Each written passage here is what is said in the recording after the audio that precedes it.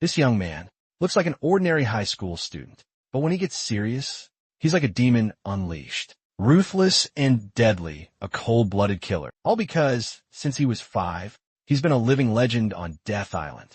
Death Island is where infants are trained to become ruthless assassins. After enduring brutal training, they're sold to the wealthy as adopted children, trained from a young age. They obey their buyers' every command, whether it's suicide or Parkyon. This line seems like it might be a typo. Potentially should be something else instead of or Parkyon. Known as the living legend of Death Island, he alone has completed almost 99% of his assigned missions. But during one mission, he narrowly escaped that cruel organization. He became an ordinary high school student, just like everyone else. But things weren't as simple as they seemed. In a moment of carelessness, he exposed his whereabouts. Death Island sent countless assassins after him. Can he escape the clutches of this evil organization? Can he live a peaceful life like everyone else?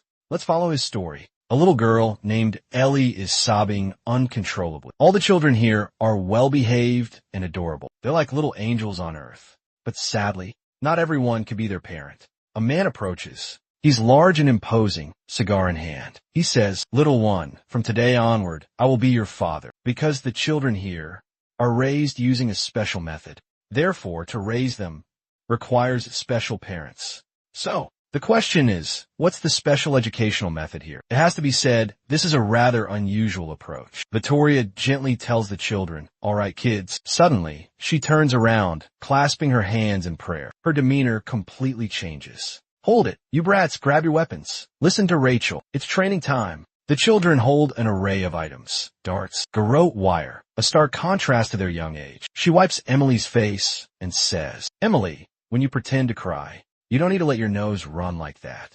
Vettel looks at the girl, his voice somber. Children who are too weak will be abandoned by their parents. Emily throws a quick glance at her and replies, "I know." The mortician watches from the glass window above. He says, "In any situation, no matter the circumstances, the children still attend school regularly to hone their abilities. They are trained to be living weapons from a very young age. All of them undergo rigorous training with iron discipline. Therefore, the investment in their training is substantial. So, what can these children be used for? What purpose do they serve? Simply put, they're like computers. They can perform various tasks, depending on the user's commands. A plump hand rests on tiny legs. This is your target. Memorize his face. The fat man from earlier hands the child he just purchased a photograph and instructs him. But because these children pose an immense threat to control them, we've implemented a safety mechanism. These are the unshakable rules, deeply ingrained in their subconscious. And these rules can never be broken. We call them the 3 ultimate principles that must be absolutely obeyed. The shark executive spoke up. These 3 principles were established to control the children, to help their parents, to ensure they always obey the buyer's commands, because these are mandatory rules to remember and follow. Therefore, parents can have complete peace of mind. Ellen left in the car with the fat man. Looking at the picture in his hand, she said, "Dad, I think a car is following us." He snorted, raising an eyebrow. What did you say, kid?" Then the fat man yelled, turning around. He looked at the picture. "Read it out loud and memorize this name for me." "Unjust obeyed." "I understand, Father. It's Father's order, and the first rule is that everything our parents say is absolute." He was completely oblivious to the car speeding up behind him. In a split second, the black car slammed into the back of his. His car flipped several times. Eugene looked at the man beside him in terror. Second, we must not act rashly, without our parents' permission. The boy took the man's hand, slowly lifting it to check his pulse. 2 men emerged from the black car, guns in hand. They approached and fired several shots into the wrecked vehicle. Eugene cried out, "Help my grandpa. He can't breathe. Please." The man with the mushroom haircut exclaimed, "Damn it, I wasn't told there was a kid in the car." The other man said coldly, "Whatever, let's just finish this." The first man protested, but the bearded man snapped, "What did you say? It's just a kid. Let's leave it be." But then, the bald man calls out to Irie, "Hey kid, sorry kid, but we have to do this." As soon as he finishes speaking, the boy attacks his throat. Blood spurts out. Third, if your parents are in danger. He snatches the gun from the man's hand. The goateed man, standing further away, notices something's wrong. Meanwhile, Irian aims the gun at the remaining man. The first 2 rules can be disregarded. Try to save your parents and escape. A bullet lodges itself in the man's forehead, blood splattering everywhere. The morgue director holds a ledger and says, "These are all well-behaved, obedient children. All of them." He flashes a metallic grin, making his pitch. "So what do you think?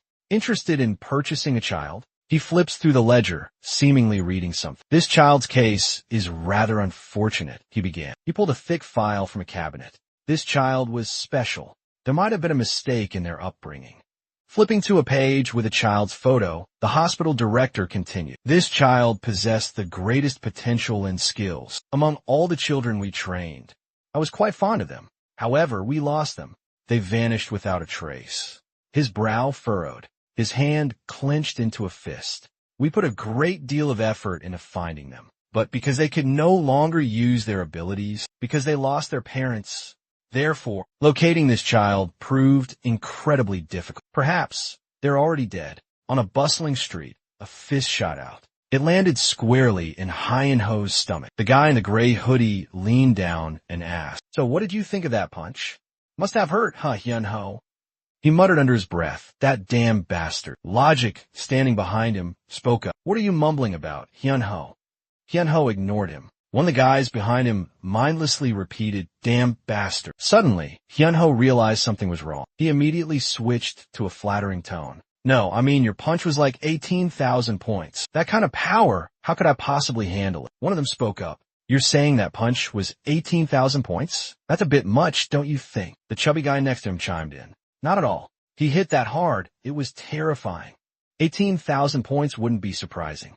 You know, kursidin wardi, dam dogs." Logic said, "All right, let's see how many points this shot is worth." Suddenly, Junho rushed forward, cutting Kwon off. He stepped in, pretending to throw a punch at Hyun-Ho. "Let's see how many points this punch is worth." "Hey, Hyun-Ho, what do you think of this punch?" Hyun-Ho just stared, silent. Hyun-Ho thought to himself, "Damn it, Junho, why are you asking me? So, I get 18,000 points too, right?" Hyun-Ho replied, "No, you idiot." Loud jeers and taunts erupted from afar. "Hey Junho, that bastard Hyun-Ho is cursing at you. What a jerk. Does Hyun-Ho want to die?" Kwon said calmly, "It's okay. He must be having a bad day. He's probably a little lost." Hyun-Ho looked at Kwon, thinking to himself, "What a damn CEO. One punch from me and you be dead." Joseph approached Kwon. "Hey Junho, what the hell are you doing?" He slapped Jean hard across the face. With a cocky attitude, he challenged, "Yeah, I hit him. So what? What are you going to do about it? Are you deaf or something?" Clenching his fist, he said, "Man, the logic of this guy." Jean didn't seem bothered. He even held his face and laughed. "My jaw is dislocated. That punch must have been at least 15,000 points. As expected of a returnee student. Everything he does is special. Did you guys know he can deadlift 500 kilograms? Seeing his reaction, he laughed smugly. Logic turned away and ordered Junu, "Hey, idiot, go buy me a pack of cigarettes." Junu replied, "Yes, sir. You go ahead. I'll get them for you." After he left, he muttered, "All right, next time, I'll beat you, Logic. I wonder how it'd be if I just spoke English to these guys." Hyun-Ho looked at the person in front of him with disdain, thinking to himself, "This guy's such a leech." Junpyo pats Hyun-Ho on the shoulder, then suddenly grabs him by the throat. "What did you say about me just now?" Hyun-Ho thinks, this guy's asking for a death wish. "You're coming with me today," Junpyo threatens, "where you'll face the consequences." "Got it." Hyun-Ho looks at Yunpyo, confused. Junpyo is busy munching on rice cakes, but mutters, "You'll learn your lesson soon. Transfer the money. I need to buy medicine for that bastard." Fine, Yuno replies flatly, but feeling resentment building inside. This is so frustrating. Junpyo wipes his mouth with a napkin and glares at Hyun-Ho. "What? You don't want to give me the money? You listen to everything Logic says, but not me?" No, that's not it," Hyun-Ho quickly denies. Suddenly, he speaks up. "This restaurant, it's named after you?" "That's so cool." Hyun-Woo stammers. This is my mom's restaurant." His mother brings out a bowl of fish cakes, smiling warmly. "Are you Hyun-Woo's friend? Help yourself to anything you like." Seo-jun asked between bites. "So you're the owner, man? That's why the restaurant has this name." Hyun-Woo hesitantly replies, "Yes, this is my mother's restaurant." He thinks to himself, "It's hard to just live a peaceful life. I always get dragged into trouble. There's no escape. And now this guy even found my family's restaurant. Seo Jun licks his lips, a mischievous glint in his eyes. As if struck by an idea, he says to Hyunwoo, since this is your family's place, I can't just let this opportunity pass. A sense of foreboding washes over Hyunwoo. What is he planning? Seo Jun's hand reaches for a pen. You touch my mom, you're dead. Jun called out, excuse me, ma'am. He immediately spun around, raising his pen as if to attack Jun. But he wasn't expecting Jun's next words. I didn't know you were his mother, Jun explained. So, I haven't. We should start with greetings. I'm It's nice to meet you. Oh, right. This is your restaurant. Named after him. That's why the name sounded so unusual. Hyunwoo froze. His mother seemed delighted to reply. It is a bit unusual, isn't it? She said. Not surprising, though, since I named it after Hyunwoo. Jun chimed in agreement. Meanwhile, his own mother worked so hard, and he wasn't helping at all. Hyunwoo thought, relieved, I need to get this guy out of here before he bothers my mom again. He stepped forward and spoke to his mother. We should get going now. Our friends are waiting at school. Oh, she replies, tying up a bag of food. All right then. Handing Hyunwoo 2 black bags, she asks, do you have a lot of friends at school? I packed some extra rice cakes for you to share with them. Hyunwoo looks a little embarrassed. Mom, you don't have to do that. Seo Jun, however, looks delighted. Really? For me? My mom loves your cooking too. Sure, we have plenty. We sell food, after all. Seo Jun is quite the charmer. This is so much. I don't want to impose. Don't mention it, Hyunwoo says. Make yourself at home. Mom, really, it's okay. She beams at them. Hyunwoo's friend must be a good person. So just take it. It's not like you think, Mom, Seo Jun replies. Thank you so much. They're not what you think they are, Hyunwoo mumbles under his breath. They're all bad guys. The boy looked at the black bag and said, thank you, ma'am. Hyunho pulled the boy's hand. Hey, Yeon. He's asking you not to tell Roji-I. Don't tell anyone else either. Please, John, Jeon reassured him. Okay, don't worry. I won't say anything. I'm going home now. Thank you, ma'am. Hyunho called after her. Next time, I'll bring my friend over to play. John cheerfully replied, sure, feel free to bring your friends over. Hyunho was tense, sweating like a pig. After Jeon was gone, he asked, Mom, why did you do that? You really shouldn't have. He shouted, I told you to act like you didn't know me. Just pretend you don't know me. I told you that. Why am I yelling at Mom like this? It's not her fault. She hesitates, then speaks softly. It's the first time I met your friend, so I accidentally forgot. She holds Hyunwoo's hand tightly. I'm sorry. What am I doing? Why is Mom apologizing to me? Hyunwoo wonders. She hopes to appease him. I just wanted you to be closer to your classmates. That's why I did that. I'm so sorry. Mom, please don't apologize like that. If you keep saying that, I'll... A piece of seaweed falls into the tteokbokki container. Someone exclaims, oh my god, what the hell is this? One of them picks up the seaweed from the tteokbokki and holds it up to Hyunwoo. Yosip looks at it with disgust. This is the tteokbokki your mom made?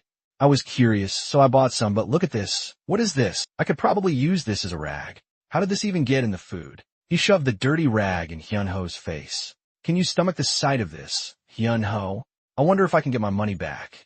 Suddenly, he dropped a bombshell. Guess I'll have to go to your mom's shop to get it back. This should be enough, right? I'm Hyunho's friend, that bastard John Jin-woo. I told him not to say anything. Hyunho's face darkened. What kind of friend does this? And he should be my friend. D-Seep's expression changed.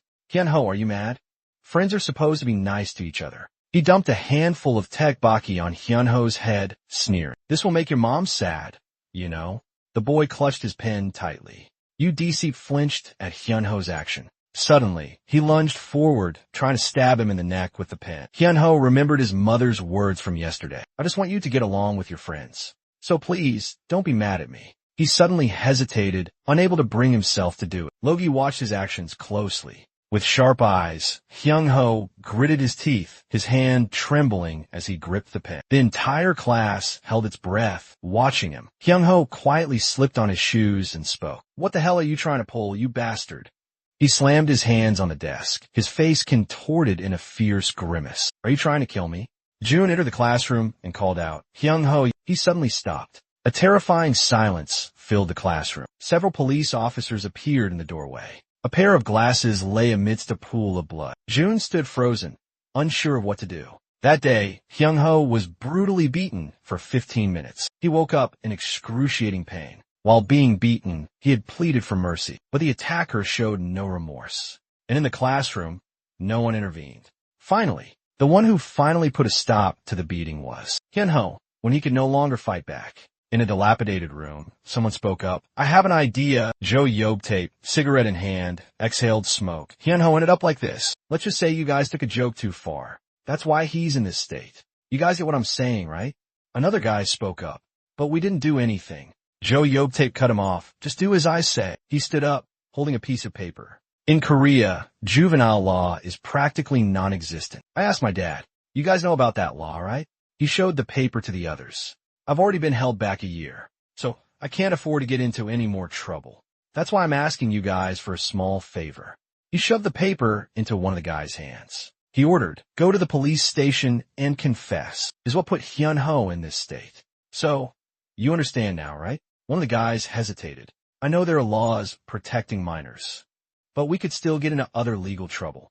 The leader clapped him on the shoulder. Don't worry. We'll figure it out. Just listen to me. It'll be fine. Seeing their continued hesitation, he scoffed. If we don't get sued, nothing will happen, right? He nudged a suitcase on the ground with his foot.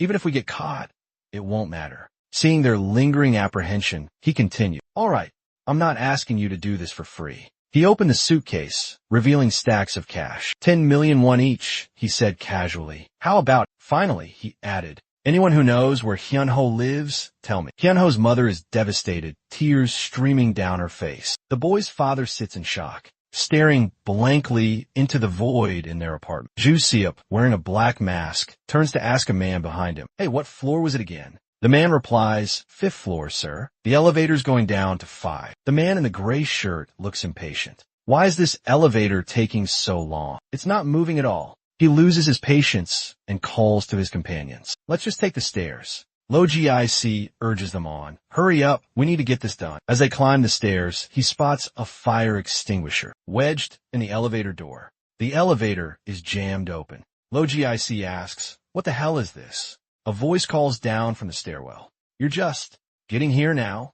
He looks up to see who spoke. Seo Jun, wearing a hat and jacket, sits on the steps. Made you wait long enough, haven't I? Logic turned to June and asked, what the hell are you doing here? Another guy chimed in. Why don't you come with us? He stood up and said, let me get straight to the point. What? Do you guys know about Hyun-ho's family's rice cake shop? I'm the only one who knows about it, right? Yosia pulled down his mask and smirked. So what? I told you to go buy medicine and you never came back. I went looking for you and found you eating rice cakes with those kids. That's why I followed you. And then I saw Hyun-ho was arguing with his mom there. June lowered his head and stepped down. So it's my fault. Now listen to this question carefully and answer me properly. Got it. He continued. What are you doing here? He was carrying a long metal pipe on his shoulder. He asked June half jokingly. Can't you see? He declared boldly. I'm here to teach that old hag a lesson for daring to sue me. What else would it be? Logic side-eyed June, his expression changing. But it doesn't really matter why you're here. You've been a thorn in my side for a long time. You only pretended to bully Hyun-ho to get on my good side, right? You were actually there to save him. The thought of June trying to outsmart him infuriated Logic even more. You underestimated me. He bent down and picked up a fire extinguisher by the elevator door. All right, I get it now. Yo, pretty boy, time to die, idiot. June calmly replied. Thanks for clearing that up for me. He pulled the pin on the fire extinguisher. He aimed the nozzle at them. I had a hunch, but I needed to be sure. Blasted in the face with a fire extinguisher, Logic stumbled back. He cursed. What the hell? Get him. A fire extinguisher suddenly appeared, smashing into the gray-suited man's face. The director hurled the extinguisher, sending the man sprawling backward. The man landed on Joseph, taking them both tumbling down the stairs. He shoved the other man off him furiously. Get off me, you idiots. You're my way. He got his feet, club in hand, and stomped up to the 5th floor. The CEO, spotting him, grabbed a fire extinguisher and cursed. You bastard. He used the extinguisher to block Logic's attack, then swiftly reversed his grip and slammed it down on the man's foot. Joseph's eyes widened in pain. He fell back, screaming, You broke my foot, you son of a bitch. How dare you do this to me? My foot. The CEO calmly walked down. That's it. I just shattered your kneecap. Walking's going to be a problem now. He looked at his bloody foot and stammered. Why would you do this to me, you damn dog? The CEO pulled down his cap and spoke slowly. There are 3 rules every child should learn. First, always listen to your parents. He landed a devastating punch right in Logic's face. Logic's face slammed into the ground. He continued, Never act on your own, without your parents' permission. The others scrambled to their feet. What the hell is he talking about? He grabbed Logic by the collar. And lastly, the most important thing is Logic. Bruised and battered, Logic pleaded, "Please, let me go. I know I was wrong." Junwoo released his grip. "In the event that your parents are in danger, you must do everything to get them out of that situation." Ignoring the first two, Hunho's mom once said, clutching his injured hand. He recalled Hunho's mother's words. "Hunho's friends are my friends too." Junwoo raised his foot. "So that means you're threatening my mom. Therefore, I'm going to kill you." And slammed it down hard. He growled, "You get what I'm saying, right?" In a luxurious mansion, a voice echoed in the evening, "Yes, please come in." The secretary held the phone, reporting to Chairman Beck of Shar Corporation. "Sir, there's a call from South Korea. He's asking who this is." She calmly replied, "It's Biko's personnel." He turned around and took the phone, then handed it to me. Chairman Beck said, "I'm listening." The voice on the other end replied, "It seems we've found it. The child who went missing 7 years ago. Codename, this is Shin. South Korea. A clandestine agency, a weapons training project, turning innocent children into weapons. Codename Shin. Look into the pale green eyes of this child. Cold, ruthless. Codename Shin. Among the children forged by this secret organization, he is the ultimate masterpiece. Stealth operations, weapons proficiency, and assassination skills surpassing all others. He's a different breed. Another level entirely. He was meant for a Yakuza family, where cherry blossoms bloom, swirling in secluded gardens. According to the intel, they were one of our most valued clients. But there was a shipping error, a mistake. The image of a stone statue, clutching a sacred text, a symbol of something lost. Instead of Japan, he was delivered to Korea. The agency is in disarray. He stared intently at the statue, lost in thought. His voice trembled with fear as he asked, "Director, the morgue." He paused, taking a shaky breath. It's been 5 years since then.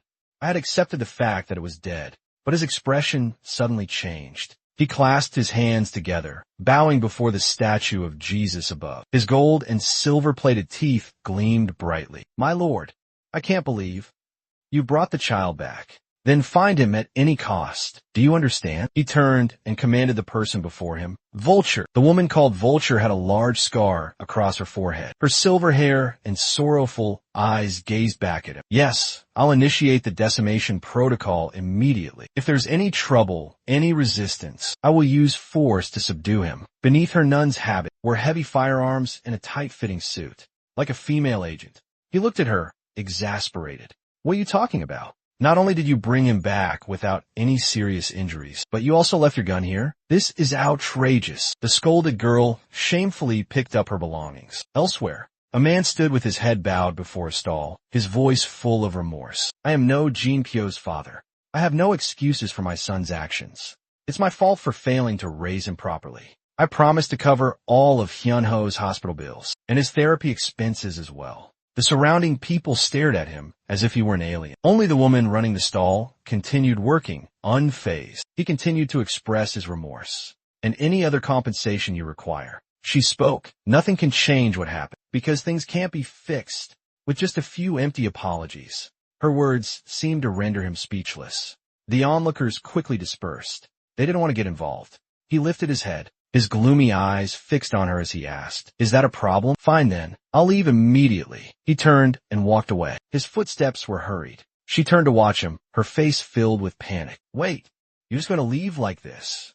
He covered his nose with a handkerchief. His expression darkened as he looked at Hyunho's mother. "I believe that efficiency is key in everything we do. But seeing as you have no intention of negotiating, I see no reason to waste my time any further." She stared at him, speechless, but her eyes spoke volumes. He stepped into a luxurious black car and looked back at her. "I have other options, and besides, this is what I do best." His face contorted into a cruel smirk. The car sped off. His voice dripped with sarcasm. "My nose is itching like crazy. This dust and stench are unbearable. How can she run a business in such a filthy place? Just tear down that whole area and build a new shopping mall. Problem solved. What's the status on that brat?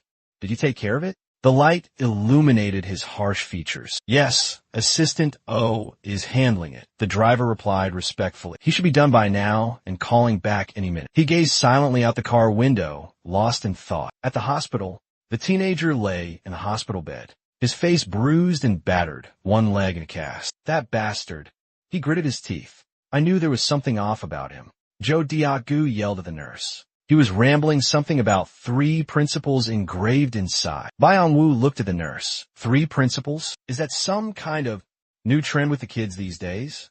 I don't know, he replied. Just as he finished speaking, Byung-un suddenly interrupted him, gesturing to the nurse. Hold on. Could you give us a moment to talk privately? It'll be quick. The nurse left the room. Logic sat up abruptly, glaring at him. You bastard. Before he could finish his sentence, Logic received a resounding slap across the face from Byung-un. Before he could understand what was happening, he heard Byung-un's calm, yet menacing voice. Logic, do you know what angers me the most?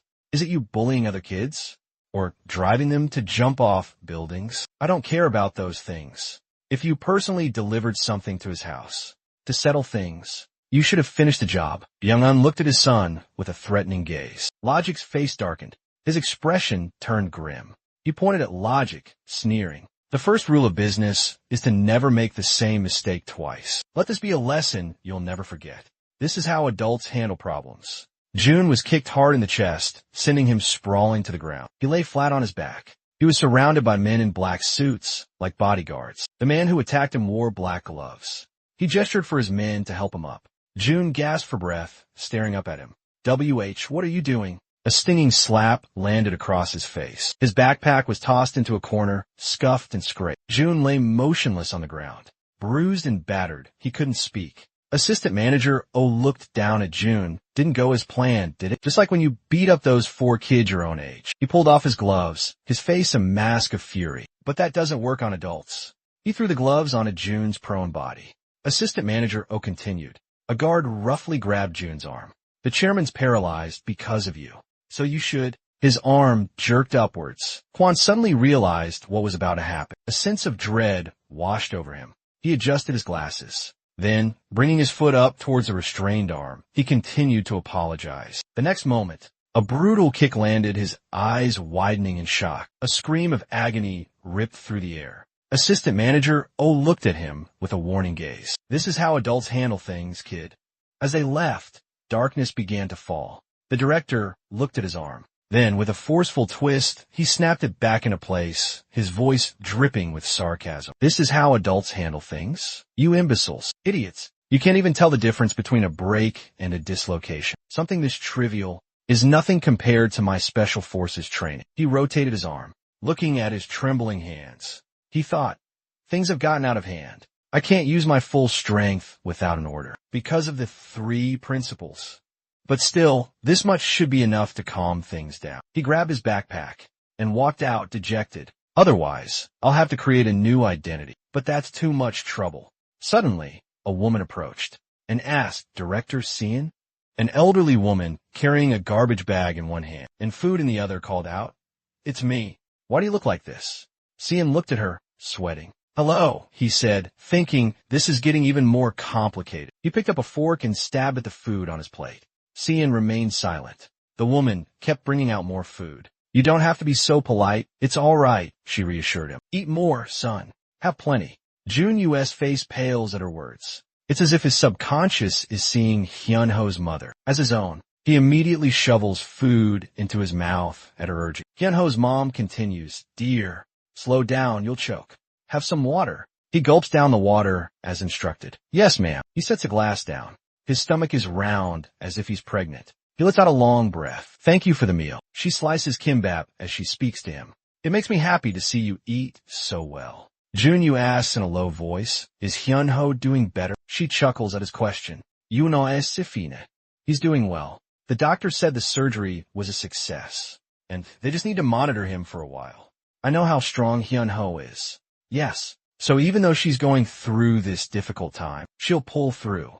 But the image of Hyun-ho weakening, lying in the hospital, waiting for death, entangled in tubes and wires and a ventilator, with no sign of life, the CEO replied. But her hands, holding the knife, trembled uncontrollably. Tears of grief streamed down her face. It seemed she couldn't. With her daughter in this state, she could do nothing. She bitterly swallowed her tears. She clutched the kimbap tightly, tears still falling. She wanted to destroy everything. like the pain tearing at her heart. That person's father, she wanted to tear him apart. She slammed her hand on the table, a scream of anguish escaping her lips. He just looked at her, saying nothing. She slowly regained her composure and turned to face him. I truly am sorry. I know I shouldn't have behaved that way. But when she turned back, he was gone. Looking at the unfinished plate on the table, she called out, CEO. Sunset cast a warm glow over the company building. The AI's voice resonated. Here are the company's third quarter business results. Byung-woo raised his wine glass, praising, everyone has worked hard. Byogu's success today is thanks to everyone's efforts. He stood on the upper floor, looking down at the company employees, gathered around tables below. He continued his speech. We will not back down, even if our parent company, Jeong, goes bankrupt. At that moment, unnoticed at one table, a waiter approached a man with a tray of wine and asked, would you care for more wine, sir? The waiter finished his sentence, about to pour more, when a wine bottle smashed into his face. As everyone around gasped in horror, Jun-woo smirked, watching the waiter crumple to the floor, surrounded by shards of broken glass. Immediately, another man charged forward to attack. He grabbed 2 glass tumblers. What the hell is wrong with you? He roared. In that instant, seizing the opportunity as the man lunged, Jun-woo hurled the 2 glasses at him. Bullseye. The man's hands were stuck fast inside the glasses, his face contorted in pain. You're pretty good at running away, huh? Where did those glasses even come from? While the man was still stunned, Jun-woo raised his leg, preparing to strike. A devastating kick sent shards of glass flying into the man's face. Then, Jun-woo picked up a knife and fork, continuing his advance. Another one lunged forward. Hurry! Grab that blonde kid. A fork flew through the air. It pinned 3 of the charging men. Chaos erupted. The remaining men scrambled to their feet. What was that? What's going on? Turn on the lights. Now! As the lights flickered on, blood painted the scene. Bodies lay scattered across the floor. The survivors stared in horror. What the hell happened? Who the hell did this? The blonde kid. Find him. He can't have gone far. He's got to be around here somewhere. From above, Byung, his face darkened with rage, roared about the blonde boy. But no one noticed. Under the table, a hand clutching a knife slowly emerged. 2 hands gripped the knife, radiating a chilling aura, scanning the room. The good little boy from the morgue. Rule number 1.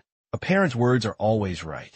In a flash, quick as lightning, he took down the rest of them. He remembered Hyun-ho's words as he screamed in agony, a pain that tore at his soul. That guy's father. He wanted to tear him apart. Blood stained his sleeve and the small dagger. Listening to their groans, he quietly repeated. He said he wanted to tear them apart, to rip them into 100 pieces. Just then, more of them rushed in.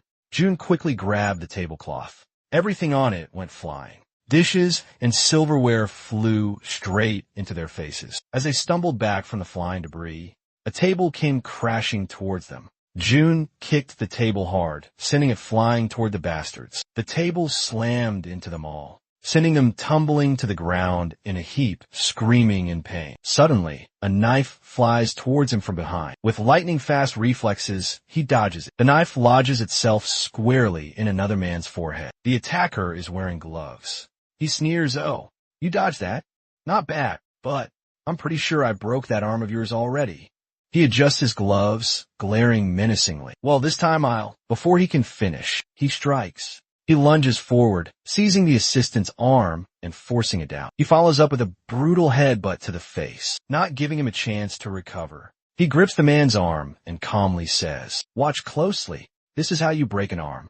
Then with a sickening crack, the assistant's arm is broken. He screams in agony. He watches as the man collapses to the ground, clutching his arm. A bullet suddenly grazed his hair. His eyes narrowed, a murderous glint in them, as he looked up. Byung-woo stood on the floor above, a pistol in his hand, aimed directly at him. He cocked his head. Harder to hit than I thought. John raised his hands calmly. Pretty tough shot from this distance, especially for an amateur. Byung-woo descended the stairs slowly, sneering. Really? You seem to know your stuff. So, are you a professional then, kid? I hear you Korean kids like to play gangster. You one of them? He slowly approached John. John explained, "Gangs? I don't know anything about that. But, if you're asking about my connection to Hyun-ho Snack Bar." Byung-woo stared at him. Hyun-ho Snack Bar, that cheap eatery in that filthy alleyway. I see. So what did that woman say to you? Did she order you to kill me? The gun was pointed directly at Jun's head. Jun glared at him, his eyes filled with murderous intent. He told me to rip you apart. Into pieces. BMWoo asked what? Taking advantage of his surprise, Jun attacked. Jun overpowered him, knocking the gun away. Then, he landed a powerful punch. He grabbed Jun by the collar. BMWoo steadied himself by clinging to Jun. You bastard. Is this your revenge?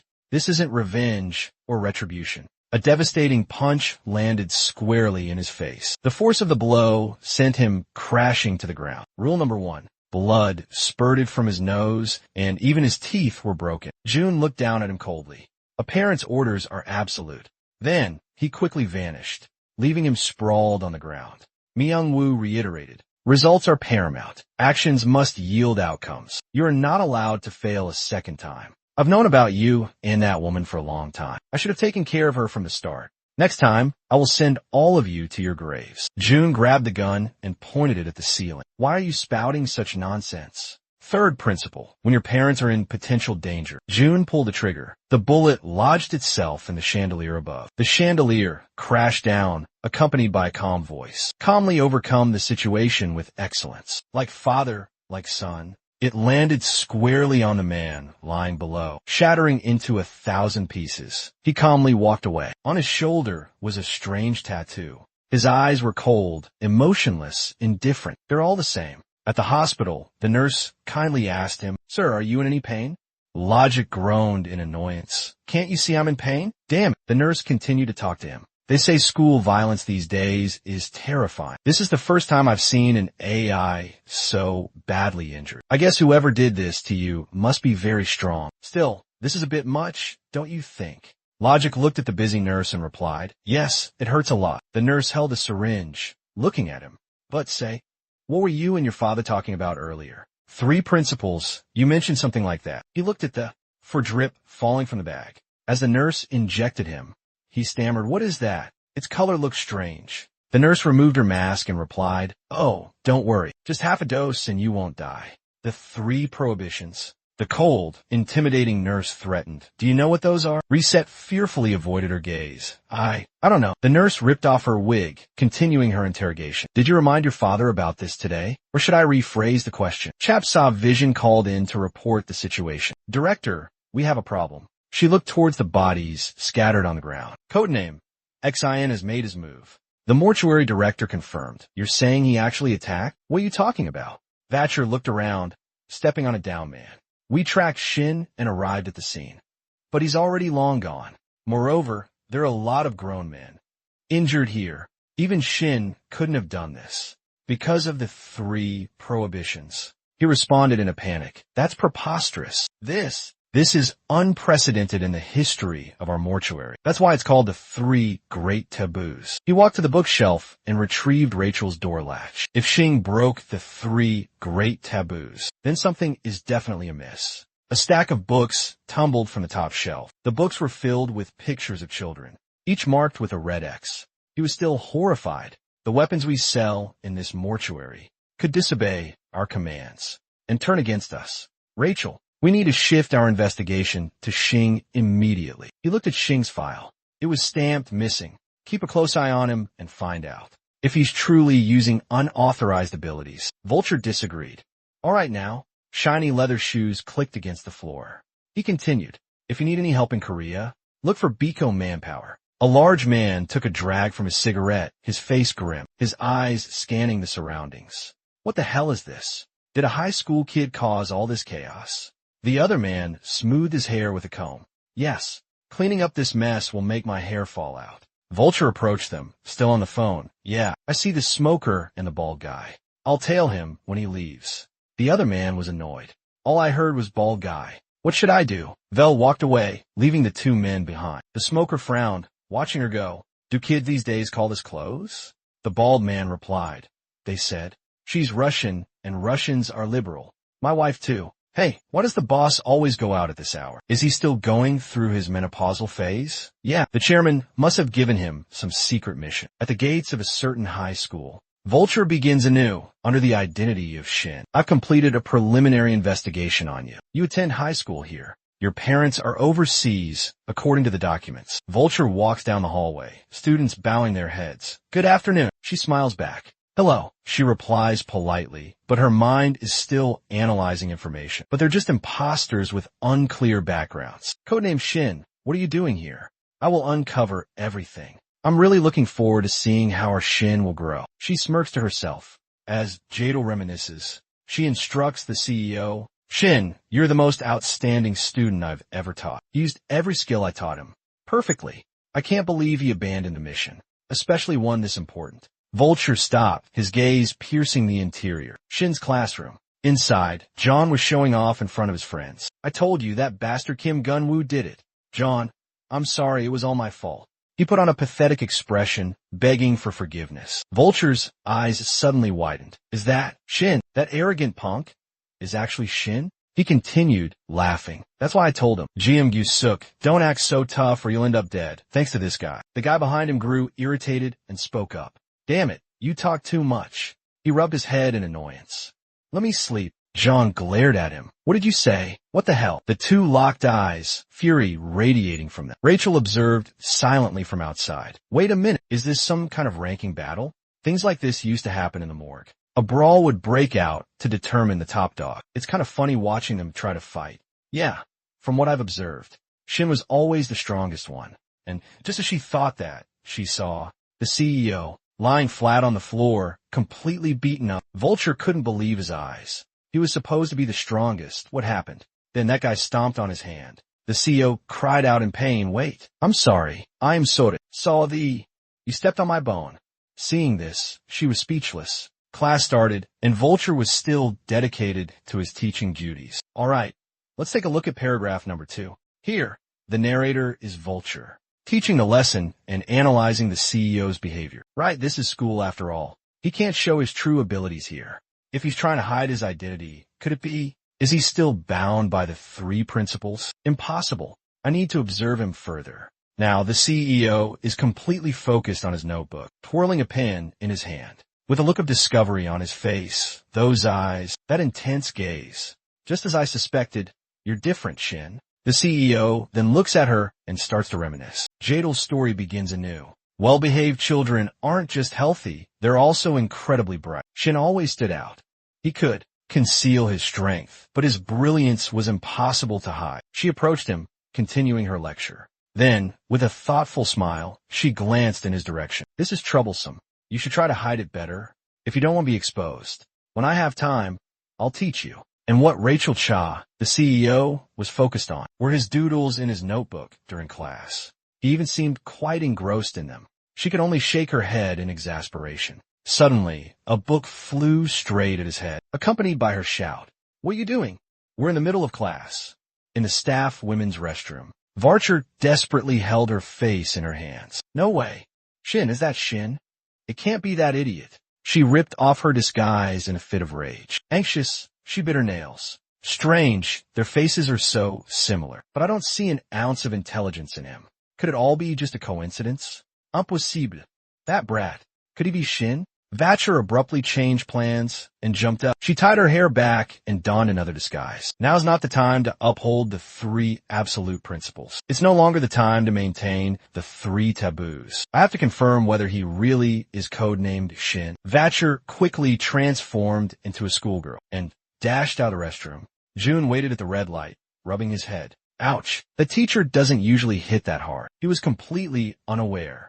That GD was tailing him, with a murderous look on his face. If you weren't Shin, you would be dead by my hand. You little punk. Just then, a voice called out, June, where are you going? He looked at the woman in front of him, struggling with heavy bags. Hyunho's mother. She smiled. Fancy meeting you here. You came at just the right time. Can I help you carry those?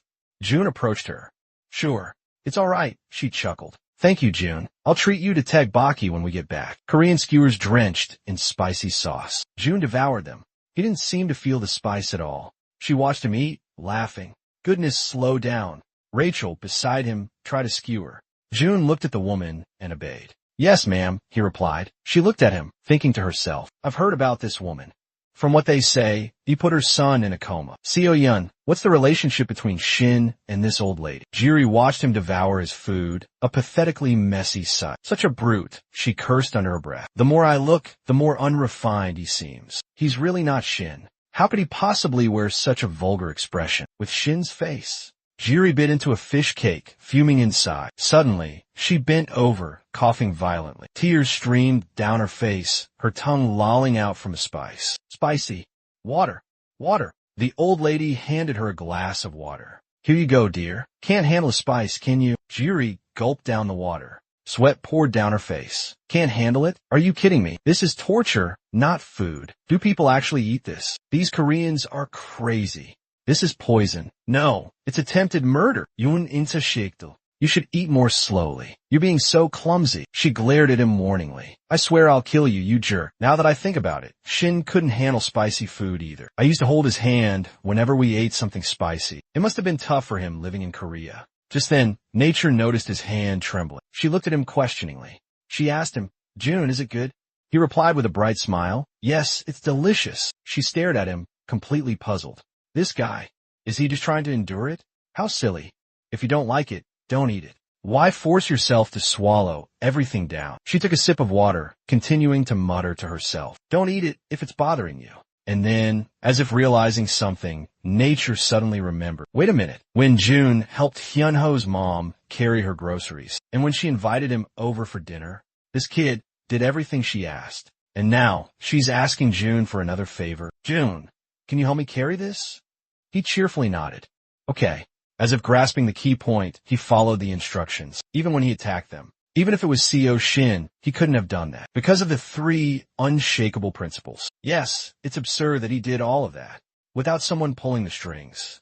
But it's highly likely someone ordered Seo Shin to destroy the Byungwoo construction site. And the only person who could do that is this woman. Absolute principle number 1. A parent's word is law. That's right. The CEO sees her as a mother and obeys her every word. Then, according to that theory, everything is clear. She handed the woman some money. Here's the payment. The woman took the money and looked at her.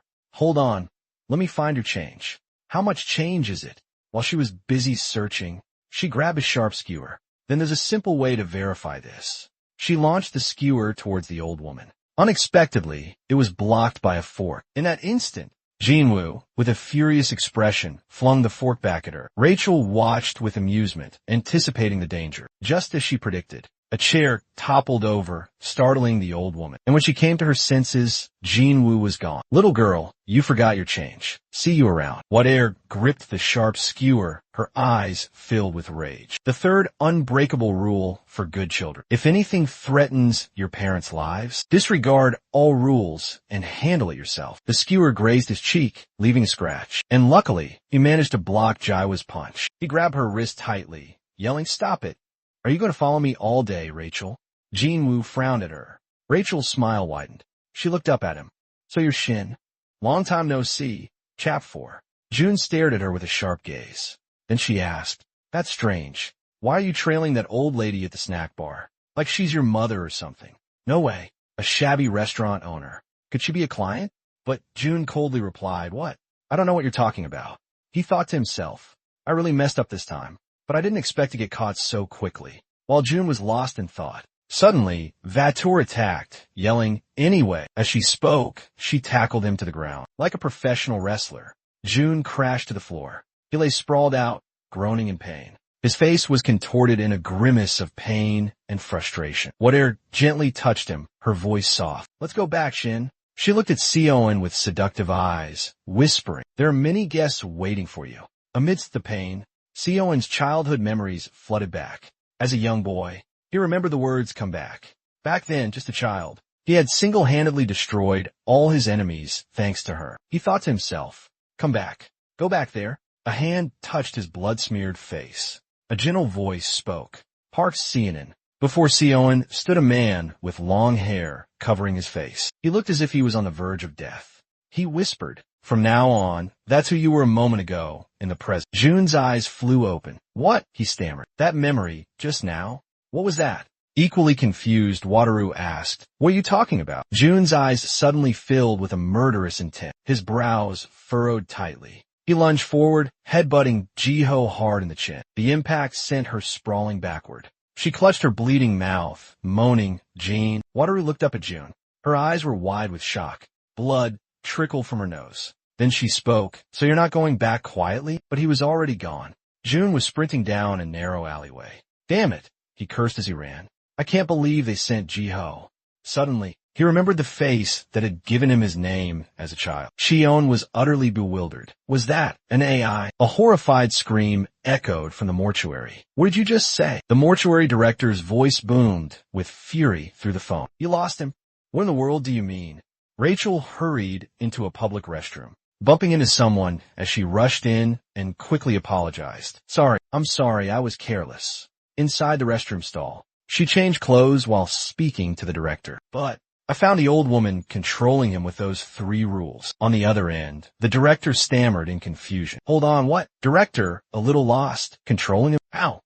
"I'm taking my shirt off right now." The high school student outside responded. "Sir, from my observations, Chion seems to view that woman as his mother." The director stroked his chin, lost in thought. "So he obeys the woman he believes to be his mother. Is that right?"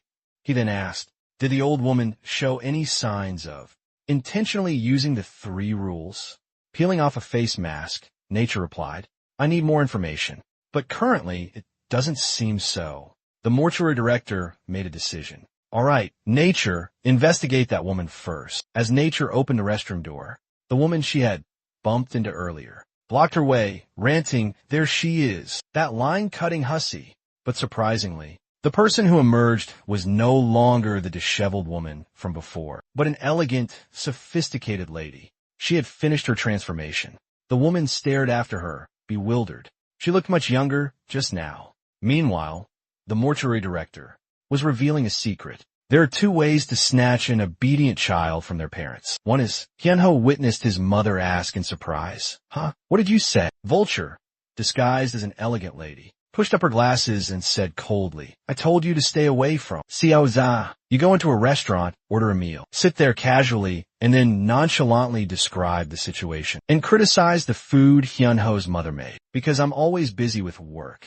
I don't have much time to care for him. But I never imagined that a child who can't eat spicy food would eat such low-quality food. As his mother, it breaks my heart. I'm so sad." Hyunho saw his mother's downcast face as she sadly repeated, "Hyunho can't eat spicy food. I understand." The director's plan was revealed. The first way to separate a well-behaved child from their parents is... Vulture looked incredibly smug seeing her like this. "That's right, you should feel guilty. How dare you claim to be Seo Eon's mother? You made her real parents willingly give up their parental rights." Wu-tae stood up, emphasizing his final point. "I know Seo Eon listens to you very well. But you also have to take responsibility because you're an adult." He placed his hand on Hyunho's mother's shoulder and said, "So if Seo Eon shows up again, tell her." The funeral home director's voice boomed again. "Tell her to go back to the funeral home." Wu-tae placed his hand on Hyunho's mother's shoulder, instructing her, "Don't come back here. Go home. Tell her that firmly."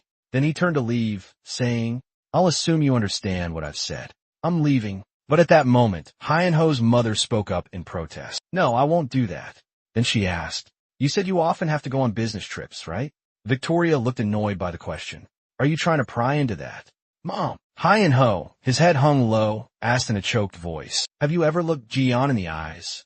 Her clothes?" She continued to ask, "Do you know what her life at school is like?" Victoria, of course, knew nothing. Hyunho's mother recalled a previous encounter with Jian and said, "Jian always dresses in ragged clothes. Her face is always dirty. Every time I asked, she said she fell somewhere." She clutched her apron, her voice choked with emotion. I really believed it. I thought he would grow up just like any other child." A single tear traced a path down her cheek. Hyunho's mother's thoughts drifted to her lost son as she continued. "My husband also said he just fell. We can't let June suffer the same fate." She recalled the day she first met June, a scruffy, disheveled, and incredibly mischievous student. But he was the only one who helped her carry her heavy groceries while waiting at a red light. "And so," she reminisced, "I don't even know when I started caring for him." Hyunho's mother trembled, her hands clenching with a mother's fierce instinct. There was no fear in her voice, only unwavering determination as she declared, "June needs someone to look after him now. I can't let him end up like Hyun-ho. She looked at Rachel. If you're busy, I'll take care of him myself. Get out. Rachel, now furious, pointed a finger at the woman and yelled, You old hag, who do you think you are, saying you'll take care of him? Hyun-ho's mother bowed humbly at a 90-degree angle and said, I apologize, but I cannot comply with your request. Rachel, enraged, raised a trembling fist. The scene shifts to a hospital. Only Rachel's voice is heard, reporting to her superior, the director. The first attempt failed.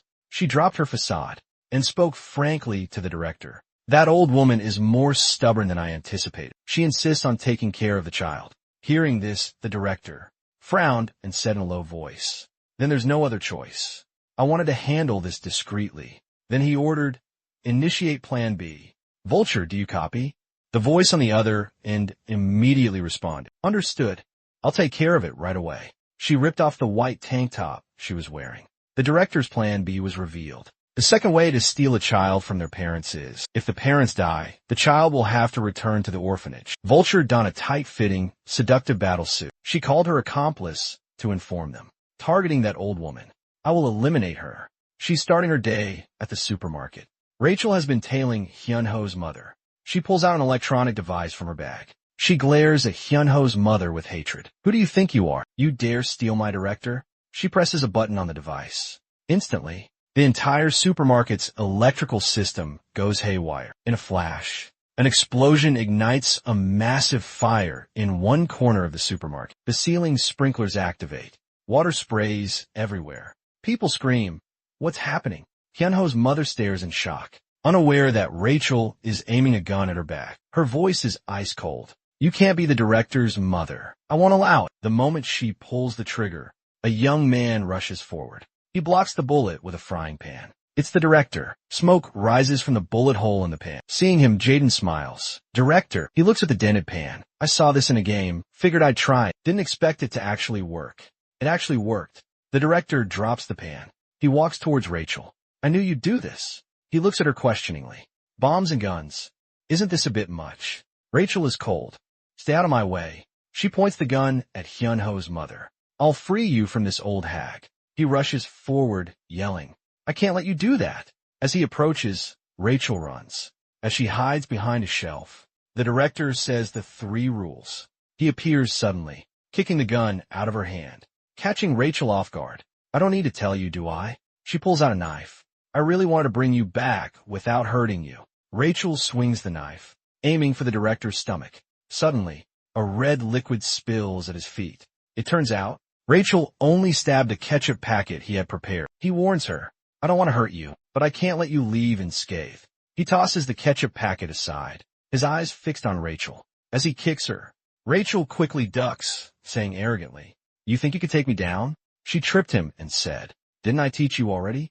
Seo-jun fell backward, landing hard on his back. Woo Cheol continued, Fighting must have a purpose, Seo-jun. He winced in pain, struggling to sit up and listen. Consider this a bonus lesson, Seo-jun. Woo Cheol stepped on a metal bar, looked directly at him, and asked, Tell me, what is the meaning of this fight? Over by Hongju's mother. She was looking around, a puzzled expression on her face. What's going on? Suddenly, a little boy stood alone, sobbing uncontrollably. The poor boy collapsed to his knees, crying his heart out. His cries were heartbreaking. Mommy, where's Mommy? Hongju's mother rushed over to him, asking kindly, Oh my goodness, little one, are you hurt? I can't find my mommy. It turned out the boy was Ah-jian. The boy turned, his eyes filled with tears, his face flushed, and said, I don't know where my mom is. The little boy pleaded, Please help me. But Rachel was lurking behind him with a knife. Hyun-ho's mother grabbed Rachel, who then shouted, It's time for class, director. She stepped on a metal bar, looking at him with gleaming eyes. Now tell me, what's the point of this fight? The director thought, the point. Without a word, Rachel lunged at him with a knife. But he dodged it. The director stepped back. Rachel swung the knife again. She slashed at the director, but he evaded the attack. Gripping Nature's wrist, the director asked, What's your plan? She replied, Exactly. He struggled to stop Nature from stabbing him in the face. Finally, she revealed, it was a plan to save him. He froze. A thought suddenly flashed through his mind. Could it be that when Zeon was distracted, Vulture quickly switched the knife from one hand to the other and said, Don't lose focus in the middle of a fight. She immediately swung the knife, slashing Zeon across the cheek. The unexpected attack made him stumble and fall backward. Then, Zeon picked up 2 ketchup packets and muttered to himself, just as I predicted, although fighting Jadal is a bit too much. He threw the 2 ketchup packets at Jadal. She elbowed them aside, saying casually, just take care of that old woman, and you'll be back working under the workshop. Rachel stated matter-of-factly, you're products of the Shark Workshop, aren't you? Hearing that, Zeon lowered his head and muttered coldly, products, huh? He threw the bag of powder at the charging Jadal, scoffing as he said, let's go home. Her knife accidentally sliced through the bag of powder. A cloud of flour exploded outwards, obscuring Seo Yun's vision. She shielded her face with her hands to keep the flour out of her eyes and nose. Vincent cursed under his breath. Damn it. Suddenly, from within the white cloud of flour, a hand holding scissors lunged towards her, but it narrowly missed her shoulder. The flour cloud gradually dissipated. Ji-hoon stood there, wielding a pair of scissors in each hand, and attacks Seo Yun. She swings her knife at him, but he quickly dodges it. Seeing that Ji-hoon has finally engaged him in combat, Vincent lets out a twisted, delighted grin. Yes, Ji-hoon. That's the Ji-hoon I know. They both swing their weapons at each other simultaneously. His Kyo, hook, blocks her blade. Vincent pushes back against Ji-hoon with all his might, but it's not allowed. Flash, but he can't. Context needed for more accurate translation. He glances down at the 2 figures, a look of horror washing over him. This line requires more context. Who is he? What 2 figures? They aren't even moving. Jiwon quickly bends down and scoops Rachel up into his arms. With lightning speed, he says, you call this merchandise? Then he throws her down. Is Persian, assuming this means through. Rachel is thrown onto a shopping cart. She turns to Jiwon, her teeth gritted in anger. Jiwon speaks sarcastically. What? A place where my family is waiting. He stood behind her, his face like ice. No one calls my family. Jiwon slammed her foot into the cart, sending it flying. Merchandise, do they? The chain-laden cart crashed into a stack of other carts. Other carts. Jiwon quickly chained the runaway cart to another. He turned his back to her, walking away as he spoke. Speaking of merchandise, aren't you more of a display item than we are? Why are you trapped in that wheelchair? Only able to scream June's name? As he leaves, Daeil reaches out longingly, calling after him. Meanwhile, June is with Hong Ho's mother. She's worried about a little boy who's lost his mother, completely unaware that the boy from earlier is lurking with a knife, waiting to attack her. Hong Ho's mother gasps, "Oh my, are you all right, young man?" She looks around frantically and asks, "Where are your parents?" Suddenly, Evan lunges at her with a knife. Before the knife can reach her, June rushes in. He shouts in fear, "Mom, are you okay?" Hong Ho's mother turns, surprised to see her son. She immediately questions him. "Shouldn't you be at school right now? What happened to your clothes? Are you hurt again?" Eugene looks at him, thinking, that face looks so familiar. He quickly hides the knife behind his back. Looking at Cheon collapsing before him, he realizes he's the legendary fighter from Amor. Eugene is startled. Cheon being here means Jaden has been defeated.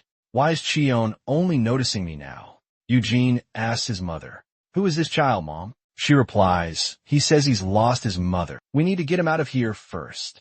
Cheon kneels down and asks Han Eugene, "Little one, do you remember your parents' phone number?" The boy, pretending to cry, looks up in surprise. "Phone number?" Then he lowers his head and replies, "No, I don't know." He thinks to himself, fighting Cheon is too risky. I need to complete my objective first. With that thought, Eugene runs away. Lee Min-ho put on a pitiful expression, pleading, "Miss, please help me find my mommy." He thought to himself, first, I must exploit her maternal instincts to get close to the target again. But Seojin's hand swiftly landed on his shoulder. He scooped the boy up in his arms, a cheerful demeanor masking his intent, saying, "Come on, kid, there's no need to cry." Then, Seo-jun leaned close to Ian's ear, whispering a loaded sentence. "Didn't anyone ever teach you that a foolish-looking child is disliked?" Ian froze, thinking a gun. At this moment, Seo-jun pointed his fingers at the boy's neck like a gun, coldly stating, "Stay still." Seo-jun, having already discerned Ian's identity, added, "Looks like I'll have to have a word with the director again. You still maintain a direct line of communication with him, don't you?" "Not anymore. Not for a long time." He still firmly clutched the knife in his hand. Jaemin continued his act of feigned innocence. "Sir, I'm afraid I don't understand what you're saying." John swiftly knocked the knife out of Ewan's hand, exclaiming, "Look at this kid. Hey, you're too young to be handling something so dangerous. The clatter of the knife falling to the ground caught Juno's mother's attention. She turned around, inquiring, huh? Did you hear something? He quickly concealed the knife under his foot, replying, no, ma'am, I didn't hear anything. Noticing Yejuan slumped against his shoulder, Juno's mother asked, is he asleep? He responded, yes, he must be very tired. Just then, the rescue team arrived to extract everyone from the perilous situation. Juno's mother, still concerned about Yejuan, mused, I wonder who his mother meant. John replied, it seems he has a phone here. Let me try calling someone. The scene abruptly shifts to a lavish palace, the director's residence. He jolted upright in his bed, running his hands through his hair in evident frustration. Damn it, who could possibly be calling at this ungodly hour? The director reached for his robe, making his way towards the ringing phone. He shuffled irritably, grumbling under his breath. I specifically told them not to call. On the direct line, the director picked up the phone, answering gruffly. Yes. From the other end, a familiar voice responded. Good morning, director. He straightened his posture, recognizing Seojin's voice, and silently wondered. That voice! The director exclaimed, on the other end, Seojun, is that you? He hastily inquired, but how did you get this number? Seojun replied with a hint of accusation. You sent me quite the present, didn't you? Seojun glanced at Yeren, sleeping soundly beside him, and challenged the director. Did you really think that messing with a kid would be enough to catch me? The director, realizing the situation, inquired. Did Vancher and Aga fail then? Seojun, growing increasingly agitated, snapped. What kind of reaction is that? My pride has been grievously wounded, you know? He then addressed the man with a stern tone. No matter how many men you send, the outcome will remain unchanged. Feel free to test that theory if you wish. The director retorted, I assumed you were only capable of running away, yet you intend to confront the Shark family head-on. Feeling his pride insulted, he shot back. Running away? That's a pathetic attempt at humor. Inside the shop, the CEO's resolute voice echoed. If my parents are in danger, I will disregard everything else, principles and all, and resolve the situation. Then, with utmost seriousness, he stated, according to principle number 3, I will consider the morgue a threat and deal with it accordingly, considering the current circumstances. Suddenly, upon hearing this, the director collapsed onto his knees. A smile crept onto his face as he uttered, oh dear, still clutching the phone tightly. The director tilted his head back, a look of utter elation on his face. He uttered, like a deranged man, the gift you've given me is purer and more beautiful than anything I've ever witnessed. I never expected that he possessed such unwavering faith in the 3 principles. The director's voice then dropped to a low, calm register. All right, Seon, let's do this. Return Aegon to me, and we won't touch that old woman again. Seon leaned against the doorframe, gazing outward before making his demand. In 1 hour, tell Jeho to come here himself. Then, he abruptly ended the call with a click. On the other end of the line, the director wore a satisfied smile. He knelt on the ground, assuming a posture of prayer. A god, you say, Seon? I never imagined you were capable of such purity. I'll see you soon, my precious treasure. Seon then poked Ejin's head, calling out, hey kid, wake up. He jolted awake, instantly defensive. He simply stood there, hands on his hips, telling them to stop searching for the knife. He had discarded it long ago. The table was already laden with food. John gestured towards it and offered, sit down and eat. You probably haven't eaten anything, have you? Aiden eyed the plate of food, offering a disparaging remark. Who will want to eat that? But immediately afterward, he gulped, betraying his hunger. After Aiden had eaten his fill, John led him to meet Jachel. Along the way, he turned and asked, it was delicious, wasn't it? But Aiden maintained his arrogant demeanor, replying, no, it wasn't good at all. John reiterated, just now. Aiden ate like he was starving. He teased, and you ate every last bite. John glanced up the stairs and saw Jachel already waiting, announcing, there she is. On the staircase, Jachel stood imposingly, exuding a menacing aura. Then, she spoke in a chillingly cold voice. Ijuin, come here. He looked at her, responding with a slightly hesitant yes. As Ijuin was ascending the steps, Seon produced the bag he'd been carrying and instructed, take this. A warm, gentle smile graced his lips as he said, it seems he's quite fond of this. Observing his demeanor, Baekhyun remarked coldly, you're awfully comfortable, Seon. I haven't given up Dash. Baekhyun seized Ijuin's hand, pulling him along and not forgetting to issue a threat. I'll be back for you soon. But Cian remained unperturbed, replying, "Come now, he's at that age where he needs to eat and grow." As he was leaving, Bachu immediately blamed Ijuan. "Things would have been much simpler if you had just killed that old woman, Ijuan," he uttered in a subdued tone. Then, she declared, "From now on, you will be eliminated." These words reached Cian's ears. Bachu glared at Ijuan, continuing callously, "Useless children should have been eliminated a long time ago." Ijuan stood frozen, his face devoid of any emotion. Tears welled up in his eyes as he responded, "I'm sorry." Cian had returned, calling out, "Hey kid." He held up the bag of food again, repeating his question. "I'm asking you one last time. Is it good?" Ijuan looked at him, his eyes brimming with tears. He stammered, struggling to form the words. Overcome with emotion, Ijuan broke down, sobbing uncontrollably. Speaking from the heart, he confessed, "It's delicious." Cian slowly approached him, saying, "Right? Juno's place is really good." A gentle smile spread across his face, and he offered, "So come back, okay? Juno's snack shop will WL." The young Ijuan stood in the middle of the room, a gun in his hand, his entire being covered in blood. "You believe that the ownership of well-behaved children in a morgue belongs to their parents, once purchased from the morgue." He abruptly turned his head halfway, looking behind him. "Nevertheless, but if their parents have passed away?" And so, Quan was returned to the orphanage. The imposing image of that magnificent mansion reappeared before him, the very place he had departed from, only to return once more. One day, as he sat alone on the staircase, lost in thought, a woman approached, calling out Ayan. She exuded an air of affluence, adorned in a fur coat and carrying a crocodile leather handbag. "From today onward, I shall be your mother. Do you understand?" The young boy replied obediently, "Yes." Subsequently, the child was once again adopted, taken in by different sets of parents, and sent to reside in a new home. This cycle continued, repeatedly being adopted into a new family, only for a similar unfortunate event to transpire. Yet another new home. After once again being returned to the orphanage, the director of the orphanage led him to a garden for a private conversation. "Ayan, how many times has this happened now?" He innocently replied, "It's the 4th time," holding up his fingers to illustrate the number. He stated, "I'm aware, but my question wasn't intended in that manner." Then, he gazed down at Yeren, his face etched with concern. "Naturally, we could arrange for your adoption by yet another family.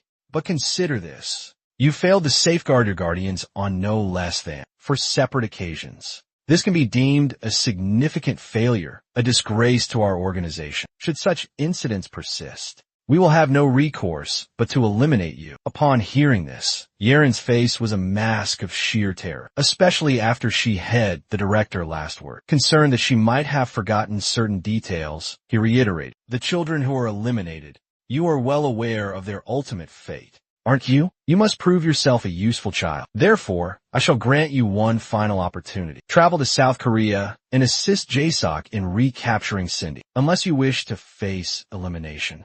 If you don't want to be eliminated." His gaze sharpened, focusing intently on the older man. "Then prove your worth," a voice commanded. When he arrived in Korea, Senorita was by his side. Though it was Jae-eun's first encounter with her, she immediately launched into a critique. "You've become quite useless, Yejuan.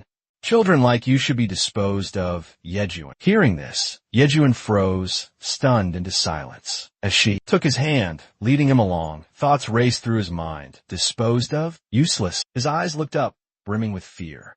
The overwhelming desire, the burning need to prove himself, robbed him of his composure. "Impossible. I must prove my worth, my value." Yejuan made a desperate plea. "Please, give me one more chance." Bichul regarded him with skepticism. "A chance? I apologize for everything." Just behind them, Byamjiang's figure gradually came into view. "Hey kid." He held up a black plastic bag, a smile playing on his lips. He inquired, "Are these rice cakes any good?"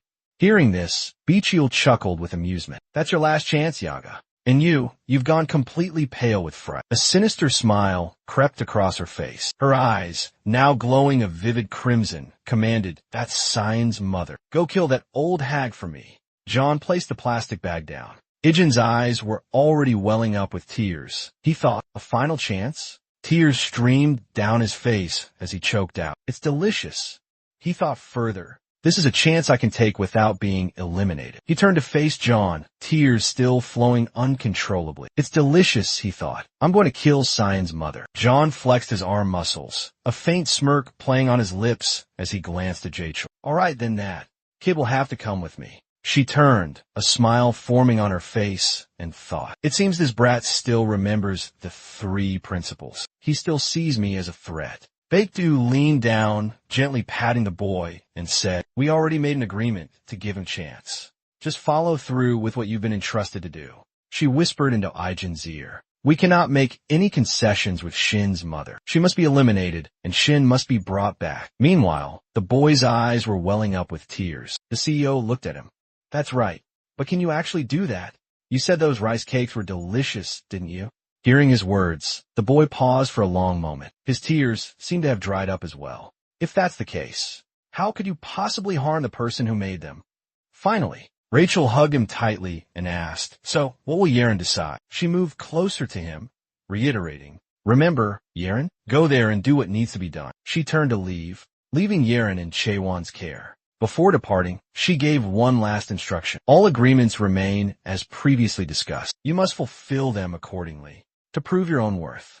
Do you understand my meaning? Akan, without further hesitation, immediately took the boy's hand and said, let's see what this kid can do. Once firmly grasping Yahayan's hand, Saiwa looked up at Jae-hee with a steely gaze and declared, no matter how many times you say it, it won't change anything. Yahayan, hearing this, felt a sense of protection from Saiwa. The boy looked at him with a mixture of sadness and gratitude. Saiwa's gaze at Jae-hee remained resolute. He stated firmly, now let the boy come with me. Afterward, they found themselves in a different house. The place was spotlessly clean and tidy, but it didn't seem to be the destination Saiwa had in mind. He barked, why did you bring the kid here? At that moment, Juno's mother emerged, carrying a plate of food. She spoke kindly.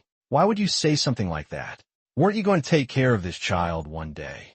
Co accepted the chopsticks and spoon. Hearing her words, he responded with a slight awkwardness. It's true that I intended to care for him.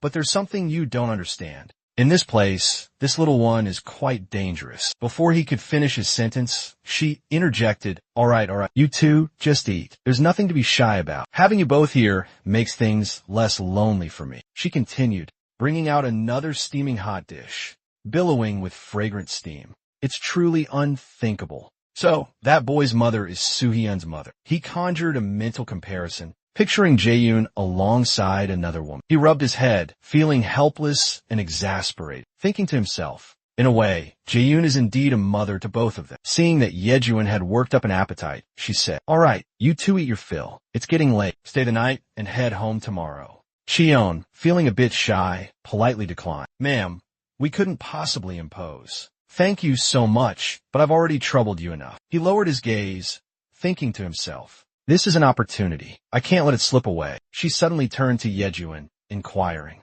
by the way, young man, what's your name? Yejuan.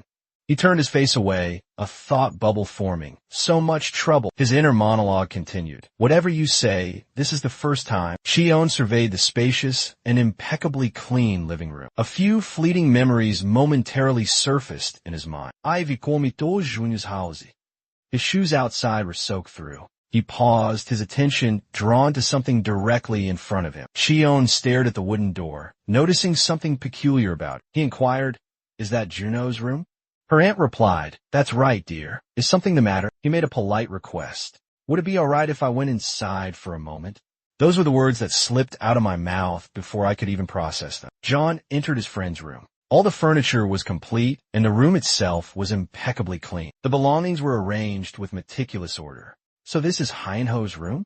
He strolled through it calmly, thinking it was just an ordinary room, nothing out of the usual. After a quick look around, he found the room to be surprisingly spacious, yet possessing a certain coldness. It wasn't remarkably different from any other typical room. In the study corner, numerous books were neatly arranged on shelves. John remarked to himself, it's just like something you'd see in a TV drama. On the desk lay a few notebooks and books dedicated to basketball. It was definitively a young boy's room, filled with the evidence of ordinary, everyday dreams. In the corner, a framed photograph showed Huang Haiyan-ho posing with his mother. A clear, radiant happiness shone brightly on his face. He simply required a basic, uncomplicated happiness. But within these walls, this room, so much sorrow and heartache had accumulated. John picked up a photograph of Haiyan-woo, examining it intently, lost in thought. He murmured to himself, "I've always yearned for, always admired people like him." Haiyan-woo, a person blessed with an ordinary, loving family, and living a life filled with contentment and joy. He reminisced about days gone by, when this very room still held the warmth of its occupant. How cozy and vibrant with life it had seemed. The CEO reflected inwardly. But now, he's no longer here, in this room. In the past, whenever Haiyan-woo was working diligently within, his mother would bring in nourishing meals. They shared such genuine happiness back then. He can no longer experience that joy, that simple pleasure with his mother. Clutching the photograph tightly, he stared at it, his gaze lingering. An overwhelming sense of guilt surged within him, consuming his very being. "It's all my fault.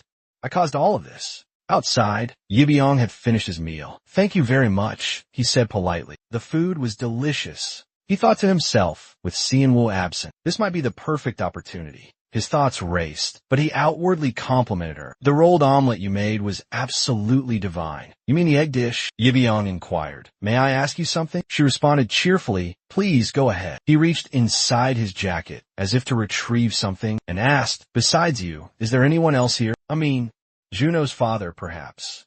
As if a sensitive chord had been struck, she gently rubbed her hands together, a melancholic expression clouding her features. "Well, it's like this. Juno's father." She spoke with a voice laced with sorrow, yet imbued with tenderness. "He has ascended to heaven, dear. I couldn't keep him here, no matter how much I wished." Feeling a pang of guilt for his inquiry, Yibyong lowered his gaze and murmured, "So he's no longer with us?" She clasped her hands together, a smile of approval gracing her lips. "You understand now," he continued.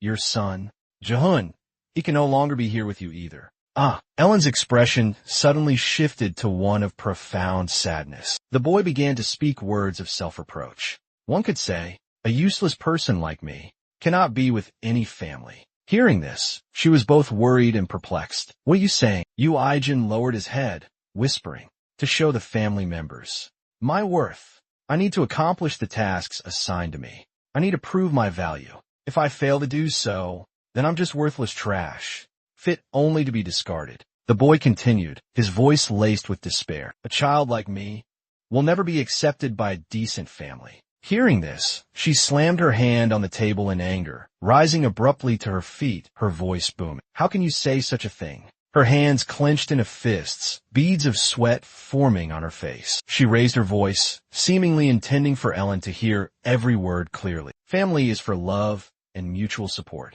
not a place to prove one's own worth." The young boy looked at her with innocent eyes. "Then tell me," she was about to continue, "family is—" But before she could finish her sentence, John swiftly entered, scooped up Yejuan, and carried him away. "All right, finished eating, are we, kiddo?" He carried the boy away without another word, leaving her stunned. "We'll sleep here in the living room, ma'am," Jinwa's mother hastily replied. "Why don't you use Jinwa's empty room?" He responded, "It's all right. I'm used to sleeping on this sofa. Please go about your business. Don't worry about us." The two of them tried to share the small couch, but finding it too cramped, John declared, "You sleep on the floor. You go sleep on the floor." Seeing her home bustling with more activity than usual, a visible joy spread across her face. As evening descended, the apartment fell into a deep, pervasive silence. The young boy found himself unable to fall asleep. Lying on the cold, hard floor, discomfort gnawed at him. Jong, sprawled on the couch, was so deeply asleep that drool trickled from his mouth. Meanwhile, Ijuan, relegated to the floor, tossed and turned restlessly. Sleeping on the floor is truly the worst, he thought, utterly exasperated. Suddenly, something in the distance caught his eye. Jinwa's room still had a light on, the door slightly ajar. Curiosity piqued. The boy crept stealthily towards the door and pushed it open. "Let's see what's inside," he thought. Inside, Jinwa's mother had dozed off at the desk. He thought to himself, that woman is peculiar, truly strange indeed. Even in her slumber, her hand tenderly caressed a photograph of herself and her son. Lee pondered internally.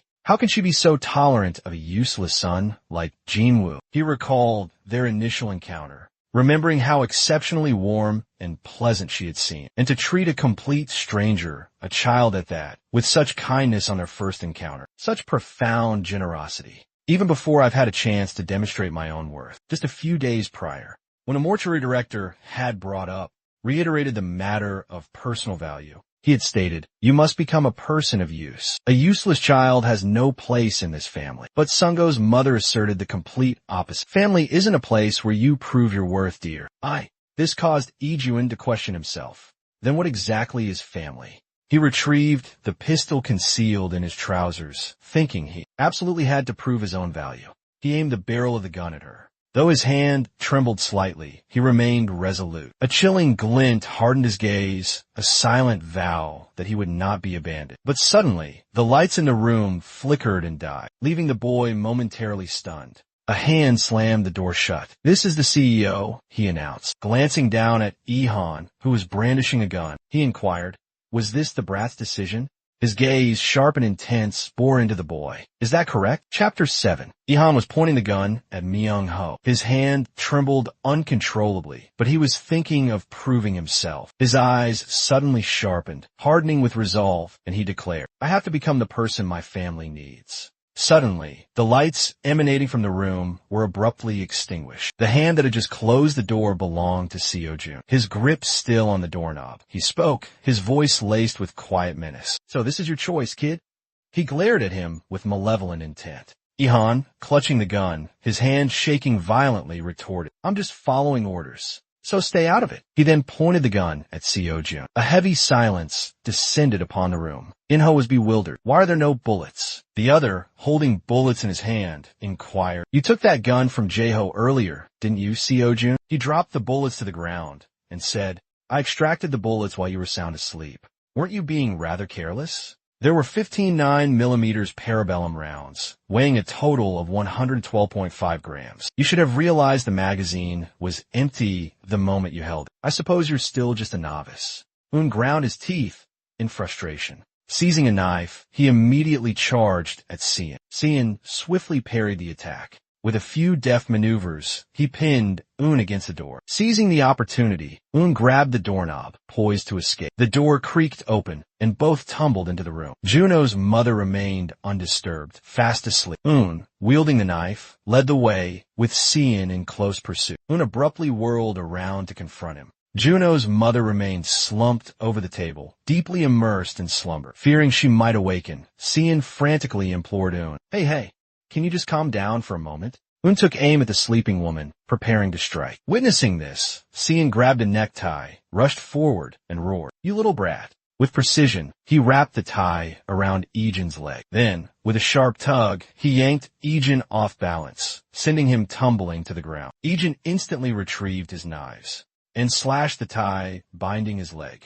The tie was severed cleanly in two. Adjusting his stance, Ijin gripped both knives, saying Sunjin grabbed the two into the tie, his eyes burning with killer instinct. "Oh my, look at you so fierce." Ijin stomped his foot on the bed, gaining momentum, and launched himself at Sunjin. Sunjin, meanwhile, braced himself, ready to counter. In a split second, Ijin's two knives hurtled towards Sunjin's face. He swiftly evaded the attack, causing Ijin to lose his footing and stumble forward. Regaining his defensive posture, Ijin inquired, "What's this, Sunjin? Are you going easy on me? Fight seriously." He then lunged, thrusting his knife directly at Sunjin's face. With effortless grace, Sunjin dodged and seized Ijin's knife. "All right then, just do it your way, Ellen." A knife suddenly hurtled towards Jae-hyun, who was fast asleep. He swiftly intervened, deflecting the knife. Then, he tripped Ijun with a decisive sweep of his leg. He knocked Ijun off balance, leaving him suspended in midair. Seizing his collar, preventing him from falling, he stated, "We can't afford to make any noise." John glared at him with piercing eyes. "Come on, get up. We haven't even started yet." Ijun thought to himself, has he always been this strong? Is this the legendary Shin of Shark?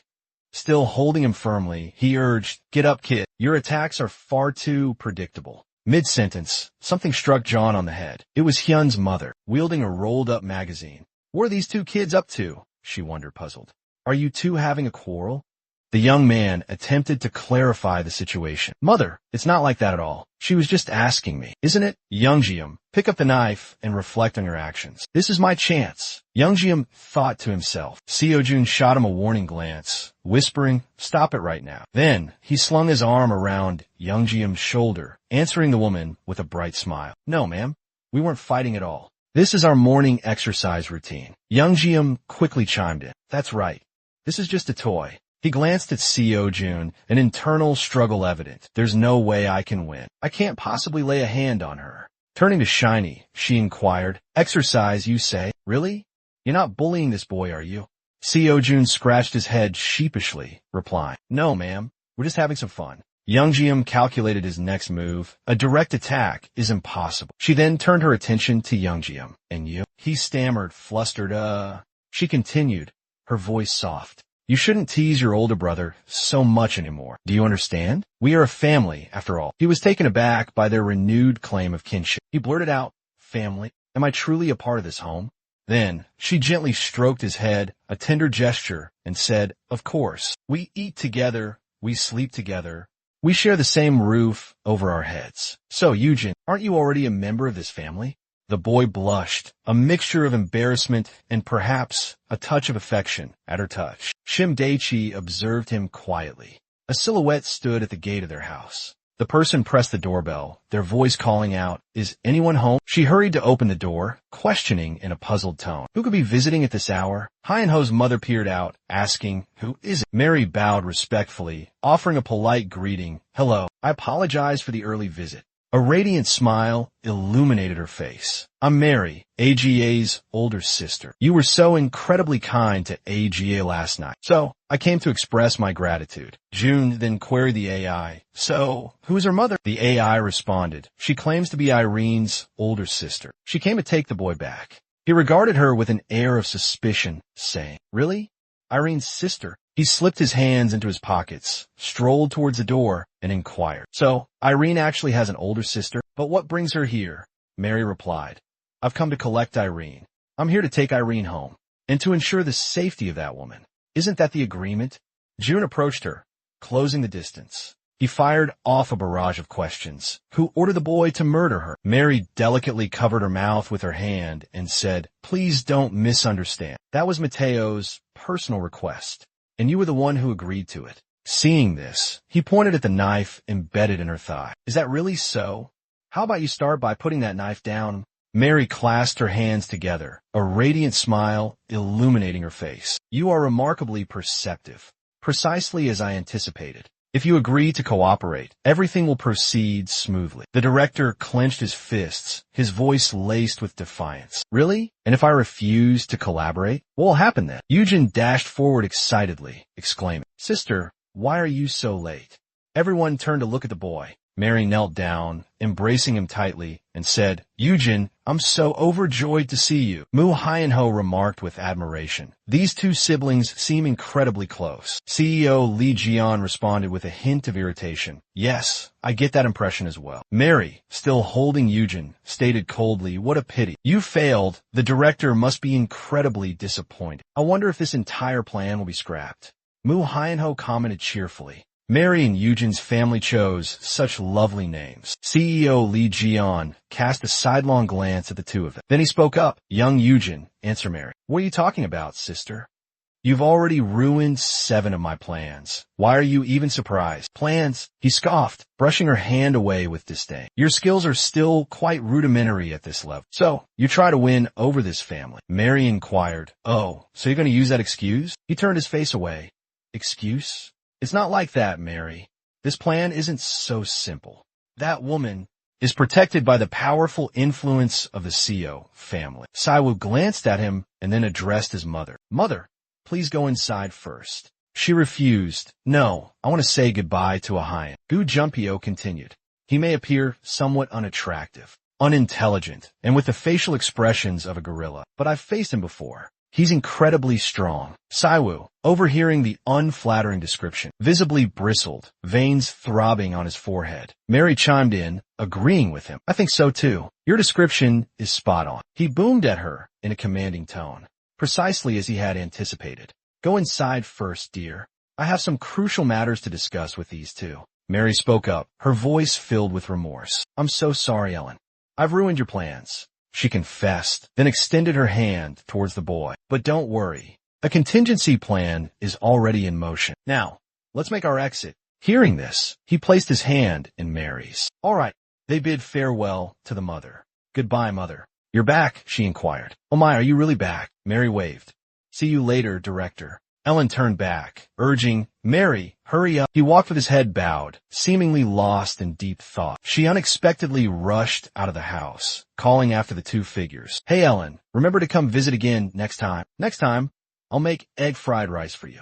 Irene suddenly turned her head back. Then, the boy turned away, a satisfied smile gracing his lips. He replied, Yes, I understand. She said to Eugen, when you come back, bring Eugene along. I'll cook something absolutely delicious for you two. He crossed his arms and responded, Yes, I'll definitely bring him. On the grounds of the school where Hyunho and Eugen are studying. Inside an office, a man was speaking. I deeply regret having to announce this news at this time. He dabbed at the sweat on his forehead, continuing. We were compelled to review the regulations regarding school violence and to discuss the severity of the offenses and appropriate disciplinary actions. Therefore, there has been a slight delay. The family of the perpetrator has pledged to fully compensate for all damages, and all students involved will be suspended from school. She replied sadly, I see. He handed her a stack of documents. This is a list of the students who violated the rules. Would you like to see their faces? She examined it, her face a mask of utter astonishment. Good heavens! Jungo urgently grabbed the photo of June, his voice filled with confusion. Why is this picture here? The man, equally perplexed, questioned, Excuse me, what do you mean? She held up the photograph, her voice laced with accusation. Why is the CEO's picture here? 8 magnificent castles, boasting ancient and imposing architecture, lay nestled beneath a somber, overcast sky. Dim light filtered through the window panes, further enhancing the castle's aura of chilling mystery. A man stood with his hands clasped behind his back, facing away from the window, a silhouette against the dim light. What is the meaning of this? Yuri sat slumped in his chair, his head hanging low in shame. I have no excuses, director. I sent Annie to eliminate that old woman, but honestly, he's truly proven himself to be utterly useless. He couldn't even complete such a simple task. In a pitch-black room, only GD and Annie were present. He knelt on the floor beside GD, a picture of subservience. That is not the information I seek. Vatcher, that man, adorned with ostentatious jewelry, and the intricate tattoos etched upon his hands, all exuding an aura of formidable power. I instructed you to retrieve Evan, and to leave the old woman undisturbed. Mary, holding a cup of coffee, casually glides by in the background. Yet, you dispatched Egan to eliminate her. The more director turns, brandishing a crucifix high in the air. Impossible. It is you who has defied my commands. That was an act of atonement. I hold vows before God in the highest regard, Vatcher. Only faith and unwavering loyalty should endure. Only faith and devout reverence are worthy in the eyes of the Lord. All else is heresy. But there remain those who are bereft of faith. We are left with no recourse, except to establish 3 guiding principles as a means of maintaining order and control. Stand down, water. The repercussions of acting impulsively without exercising restraint are unfathomable. Water raised a hand to her forehead, silently absorbing Director Shark's instruction. Is it understood? The director's command, the oath we pledge. These are the immutable laws of the Shark family. Amen. Mary sat perched casually on the edge of the table, her fingers dancing across her phone screen. But what about bringing Sign back? Are you truly planning to just give up like that? Don't concern yourself with that. There are numerous avenues to explore. It's not even necessary to resort to direct action against that woman. Mary has already set the wheels in motion. The CEO let out a prolonged yawn, pushing open the door and stepping into the classroom. His classmates regarded him with palpable apprehension, leaving him somewhat bewildered. Taking his seat, he turned to his desk mate, inquiring, What's going on? Why is the atmosphere so heavy? Is there a pop quiz today? Or something?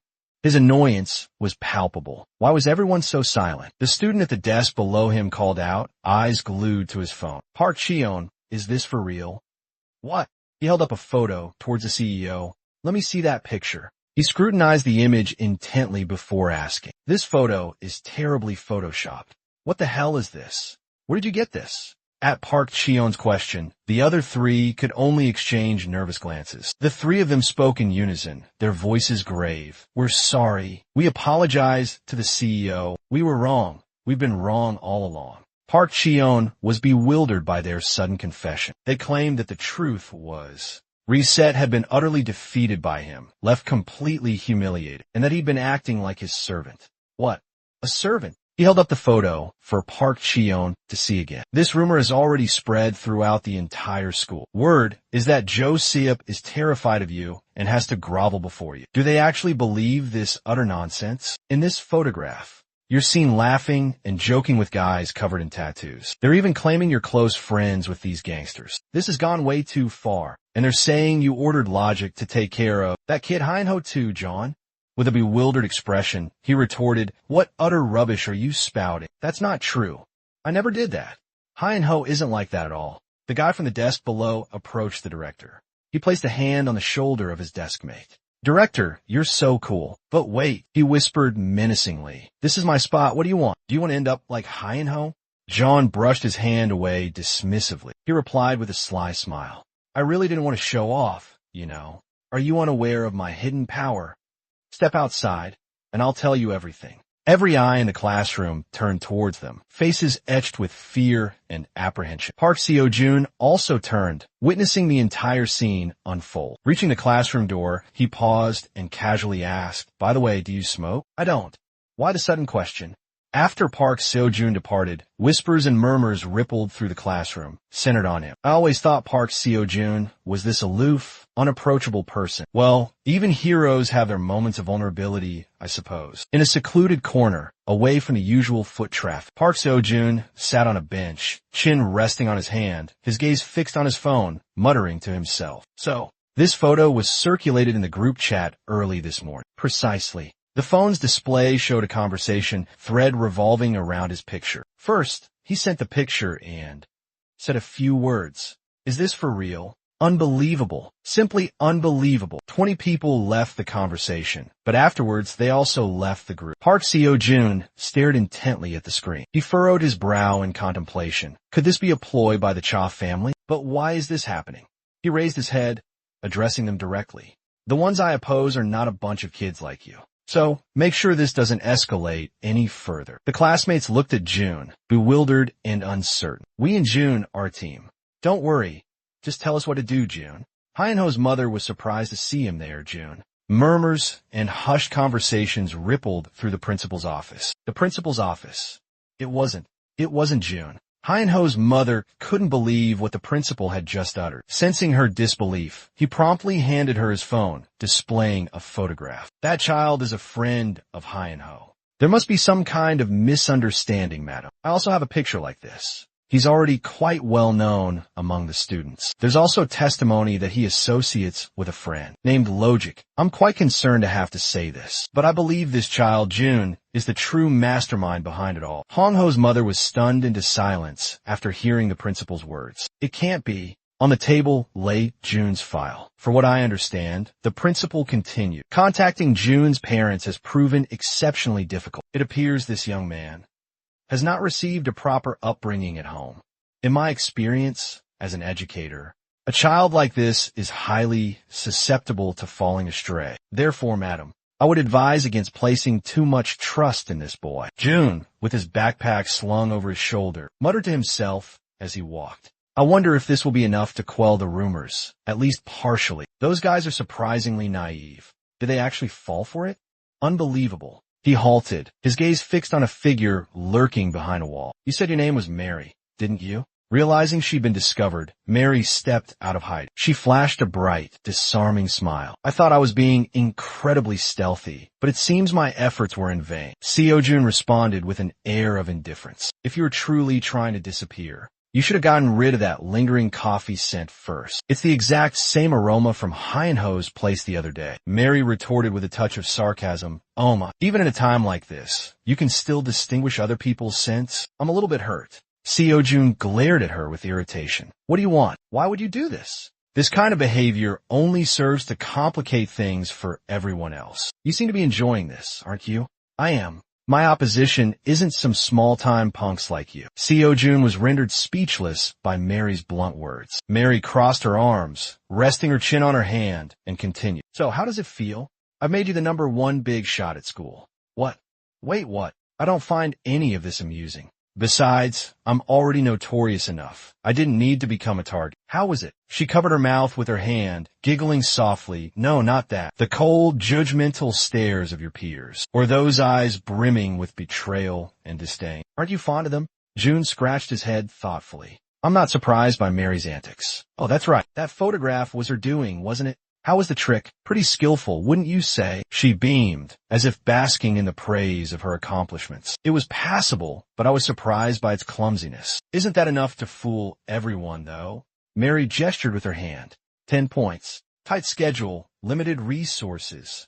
You're making a lot of excuses this time to cover things up. June could only offer a wry smile. Is that so? Suddenly, Mary abruptly reached into her handbag. Gunshots rang out, sharp and deafening. Bullets ripped through June's back. He quickly ducked behind a wall, seeking refuge from Mary's relentless barrage. Are you insane? What gives you the right to think you can just pull out a gun whenever you feel like it? Didn't you just declare you were going to apprehend me? She discharged her weapon while laughing gleefully, as if it were nothing. What if I'd been hit and killed? Are you kidding me? You're more than capable of dodging a bullet like that. It's the bare minimum I'd expect from you. I'd rather die than be rejected by you.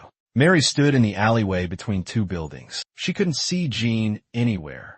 Mary tossed her handbag on the ground. Clutching her gun, she advanced cautiously towards Jin's presumed hiding spot. The sound of Mary's footsteps grew progressively closer. From behind the wall, Jean suddenly emerged, swiftly and unexpectedly disarming Mary in a flash. He aimed the gun's barrel directly at her.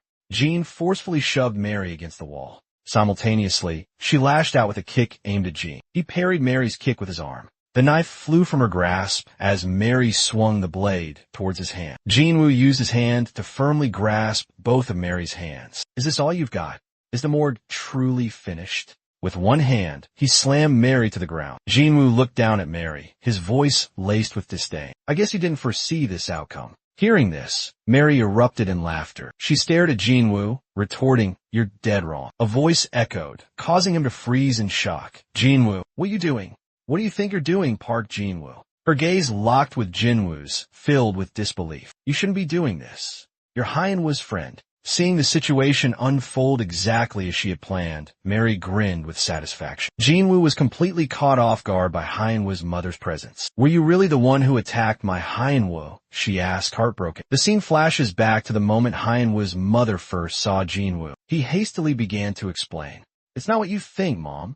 It's not like that." Mary sprang to her feet and dashed towards her, tears streaming down her face. She ran, sobbing uncontrollably. "Mom!" Mrs. Hong, seeing Mary approach, inquired, "Are you Mary? What's wrong, dear?" "I came here because I had something to ask, but—" "Mom, don't listen to her." Park Seo-jun was taken aback when he heard her use his full name. Mrs. Hong glared at him and bellowed, "Park Seo-jun, stay right there." He could only lower his head, instantly complying. "Yes, ma'am." Mary rushed into Mrs. Hong's embrace. She sobbed, recounting, "After I took Angel, I noticed that he was covered in bruises. But he wouldn't say a word about it. He kept insisting that Seo-jun was the one who caused those injuries." Her brow furrowed, recalling a fight. "It was just a morning workout routine." "Yes, just a bit of playful sparring." "Is there any evidence to suggest he had anything to do with the slippers?" "Don't put too much faith in her." Jinwoo rushed over to her side. He desperately wanted to explain everything. But Hongho's mother, fearing Jinwoo might harm Mary, pulled her behind her back for protection. "I was just trying to ask him to clarify things. But suddenly, he attacked me." "Stop making things up, Mom." "She's lying." Standing behind her, Mary wiped away her tears and subtly smiled. "Because we had an agreement not to touch this old woman. Saiwa, however, there's a way to deal with her, without having to get our hands dirty." "Mom, just listen to me." Hong Ho's mother raised her hand and struck him across the face. She's fabricating the whole thing. Jinwoo was shocked by the slap. His eyes registered complete disbelief. Tears streamed down her face as she spoke. Just make her leave you of her own accord. And don't call me mom anymore. IU was stunned into silence by the words Hyunho's mother had just uttered. Please, anything but those words. She lowered her head, her voice a somber decree. Never set foot here again. Mary's face lit up with unconcealed glee. Behind her, someone was steadily approaching. Everything was unfolding precisely as planned. Next, a woman, stepping confidently in black high heels, approached the scene. Her voice cut through the thick tension. What's all this commotion? What kind of trouble have you gotten yourself into this time? Rachel adjusted her glasses, a weary expression on her face. Honestly, you are such a nuisance. We'll deal with this when we get home. The Moore director erupted in unrestrained laughter. He slammed his hands on the table, guffawing. Excellent work, Mary. The Moore director fell to his knees, overcome with emotion. Oh Lord, thank you. At last. On the other side, Mary sat relaxed by the window, listening intently to a phone call. Mary, it's all thanks to you. Truly, a strategy devised by an exceptional strategist. At the morgue, she gently stroked her braided hair. It was nothing special, director. I merely followed instructions. Her movements abruptly halted. Never did she imagine the day Shin Se-kyung would return. The legend of the morgue. Shin Se-kyung, Mary's test, return immediately. Do you understand? Yes, crystal clear. Mary, sitting at a distance, placed the phone on the table. You enjoy toying with the CEO sitting there so much, Jean. She drizzled more sauce onto the plate of food, causing the CEO to panic. Are you mocking me? He could only grit his teeth, watching Jean pour on more sauce. We share so many similarities, it's remarkable. You're simply ordering me to eat. Furthermore, your culinary preferences are bizarre. Pineapple and mint? Mary rested her chin on her hand, looking at the CEO with amusement. He completely obeys orders. Try her best to finish it all. Tears streamed down Jun's face, overwhelmed by the intense spiciness. His lips were swollen, burning from the searing heat. It seemed the master had returned to the abandoned house. Please, please, some milk. I beg you, he pleaded. Suddenly, a figure in a wheelchair emerged into view. Finally, we've got him cornered. Byung-woo, seated in the wheelchair, addressed the girl. What do you think of this place? Vulture, perched on a table, responded curtly. Yeah, not bad.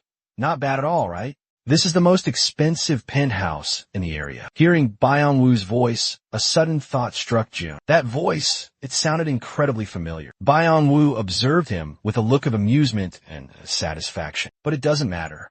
To capture this little brat, no amount of money is too much. Recognizing him, Jun sprang up. He stared at Byung-woo in disbelief. Could it be? His body trembled with uncontrollable rage. His face darkened with fury. What the hell kind of vin is this? Wait a minute. Don't tell me. Let me guess. You little bastard. Rachel interjected, abruptly ending the conversation between the two men. Enough. I've already made myself perfectly clear. This boy is under our protection. Upon hearing this, Park Jinwoo turned to leave. In return, we won't interfere with your son. Isn't that the foundation of our cooperation? Rest assured, I remember. It's all for the sake of business, after all. He dabbed at the blood on his nose with a handkerchief. My quest for vengeance doesn't solely involve this young man. Rachel, holding her gun, rose and strode past Park Jinwoo. As for the others, you're free to do as you please. She returned to her seat at the table. But bear in mind, this has nothing to do with the morgue. We did not sanction your murder of that elderly woman, because the morgue gave its word that she would not be harmed. Isn't that right, Jean? The CEO's face flushed crimson with fury. What did you just say? Are you referring to Choi Hyunho's mother? In the hushed diner, Hyunho's mother was quietly preparing the evening meal. A customer entered, his voice breaking the silence as he placed his order. Excuse me, could I have an order of tteokbokki, please? She turned, listened attentively, and nodded in acknowledgement. And a portion of fried dumplings as well, please. Certainly, coming right up. A sudden image of Junying flashed through her mind. His face lit up with excitement at the sight of the food spread before him. Mom, can I really eat all of this?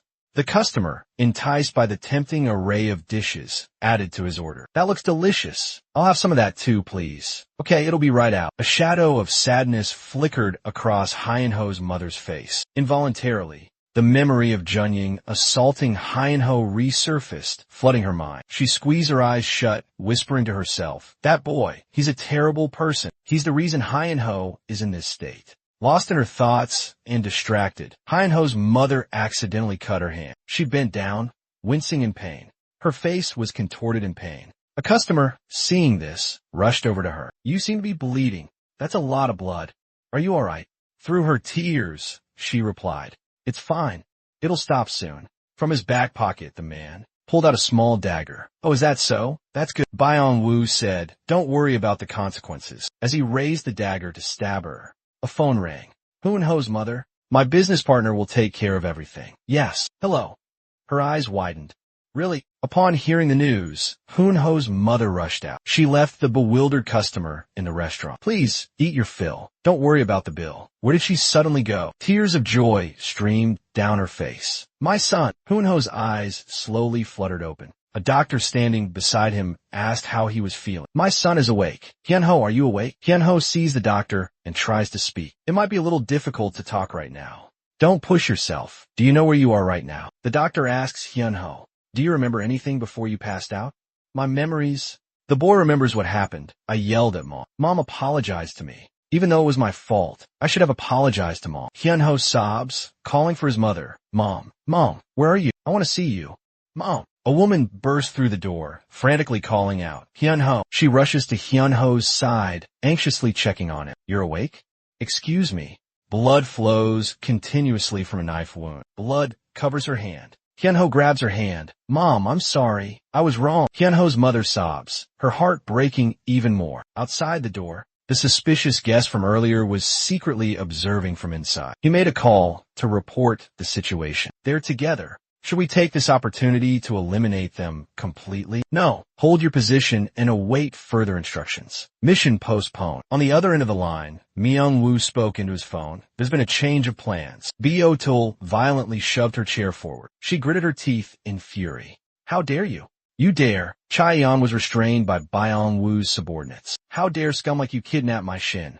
He listened to the phone, his eyes fixed on Chaeyeon, filled with arrogance and triumph. "I'll deal with them myself, right in front of this bastard." The morning sunlight streamed through the windows of the White Tiger building. Beo-tul's face was etched with frustration. Beside her, Aga sat solemnly, his expression filled with worry. Secretary Gocha entered. "Have you been waiting long? Would you like some coffee?" Vatcher, legs crossed, replied, "You're too slow." "Are you always this sluggish?" The secretary politely responded, "I apologize." Holding the documents, she looked at Vatcher. "This is the headquarters of Byongo Engineering and Construction. Therefore, this place is highly secure. But there have been too many errors on your part. Consequently, there are a lot of issues to resolve." The secretary smiled brightly, offering again a cup. "And hot chocolate for our little one. Drink slowly now." "Thank you," Rachel said, taking the coffee. She looked at the secretary with an impassive expression. Again, sitting beside her, glanced at Rachel with worry. "You're paid to handle these things, aren't you? Try to be a little more professional." The secretary sat down as well and said, "Professional? Right?" She lifted her coffee cup. "Then, you recklessly causing all this trouble. Is that considered professional?" "I disagree with that." Woo Cheol had no idea what she was talking about. The secretary realized her slip-up and quickly covered her mouth. "Oh my, what did I just say? What nonsense am I spouting?" Ae-jeon shyly held his hot chocolate. "I should have stayed home," Woo Cheol thought. With coffee in one hand, she reviewed the documents in the other. I handled this according to your calculations. So, please double-check to be sure." "But why am I the only one with a paper cup?" The secretary blew on her coffee. "Oh, now that you mention it, Byung-woo Construction said they wouldn't pay for the damages. How did you silence them?" Woo-tae closed his eyes, savoring his coffee. "There are things we can do for each other.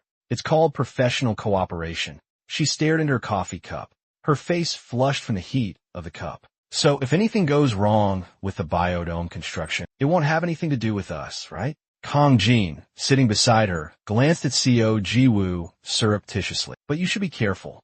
"What do you mean?" "Professional business should be handled by professionals, not by shaking hands with street thugs in back alleys. Is Byung-woo Construction really a reliable partner? I'm asking. If they're a partner, we can mutually benefit from working with."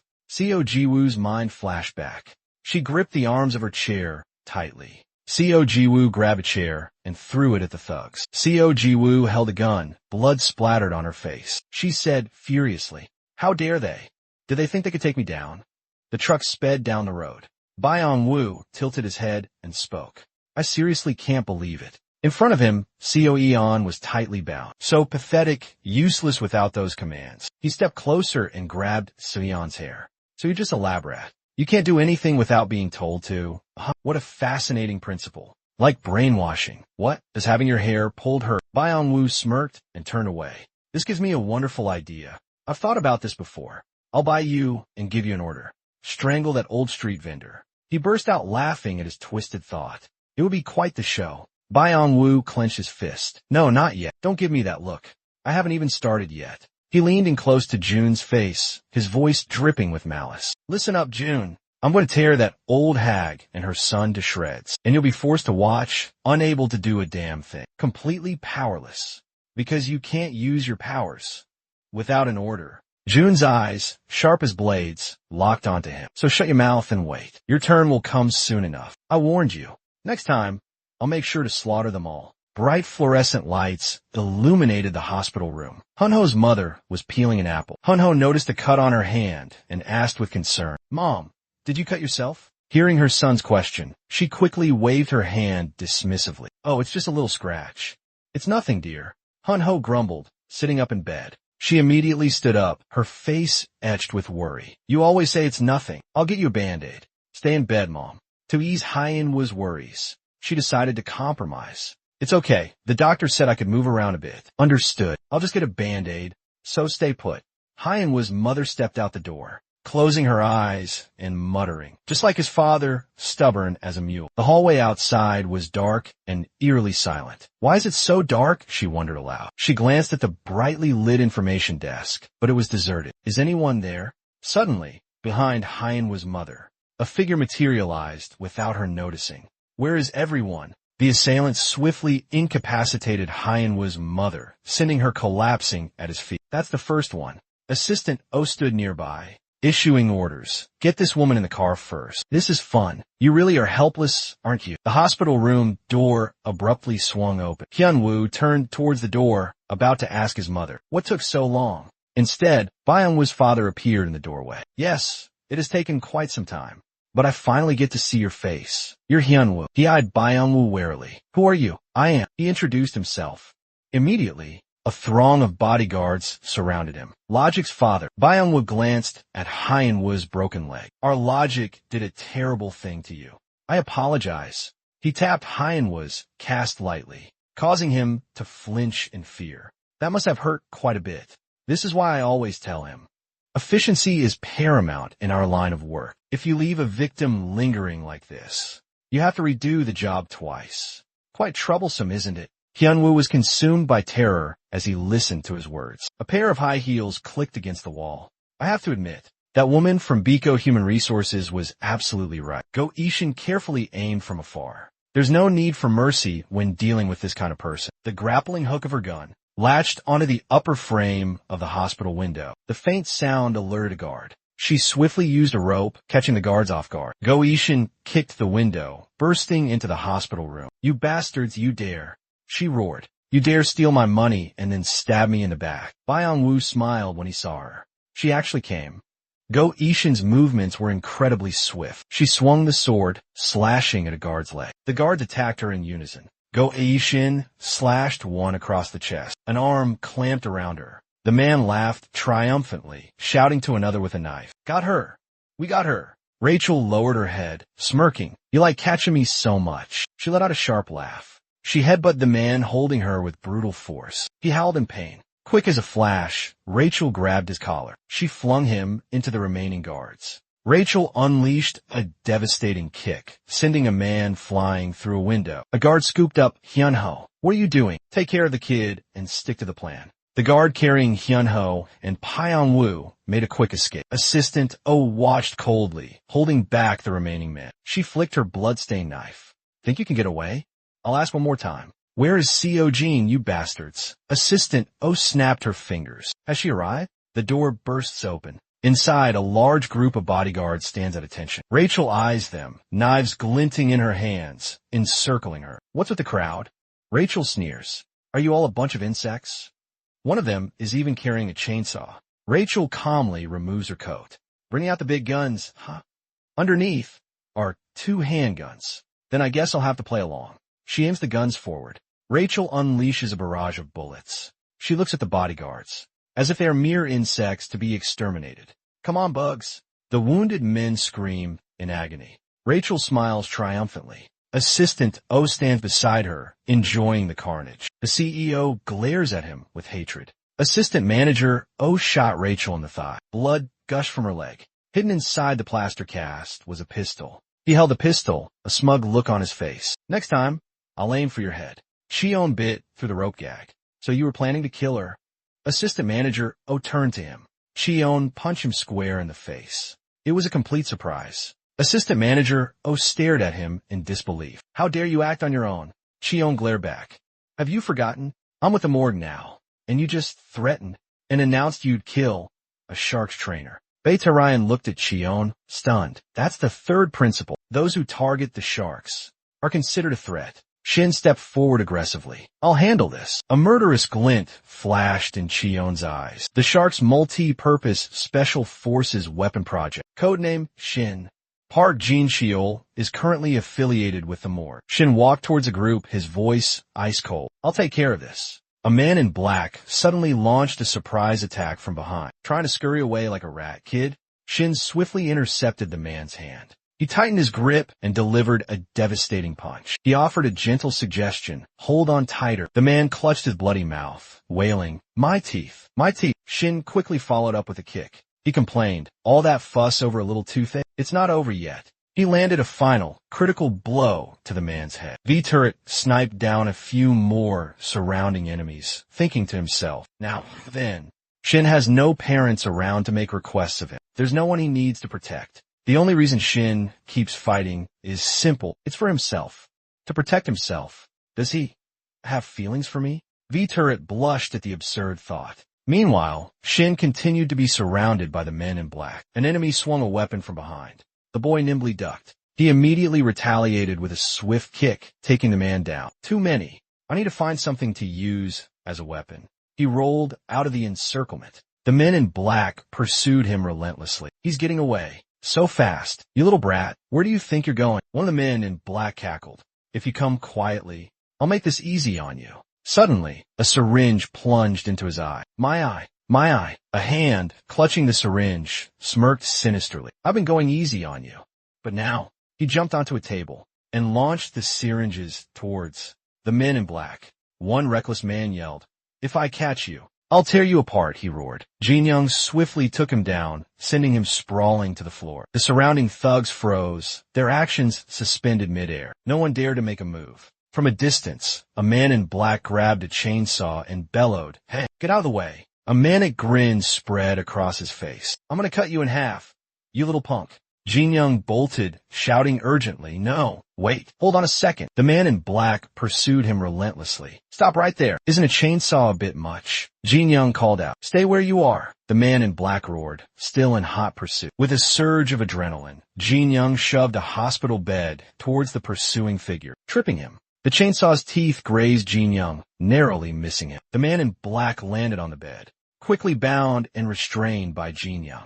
So a chainsaw, huh? Jin Young mused, a playful smirk on his face. What the hell are you doing? The man in black stammered, bewildered. He let out a shriek as Jin Young propelled the bed directly towards a group of thugs still frozen in place. Aren't you going to stop this? Screams of terror echoed throughout the hospital. Shin urged, Come on, hurry. Is it broken, Bogda? A black-suited man asked, trembling. Blood splattered everywhere. Ignoring him, Shin snapped, Old man, get a grip. I have some questions for you.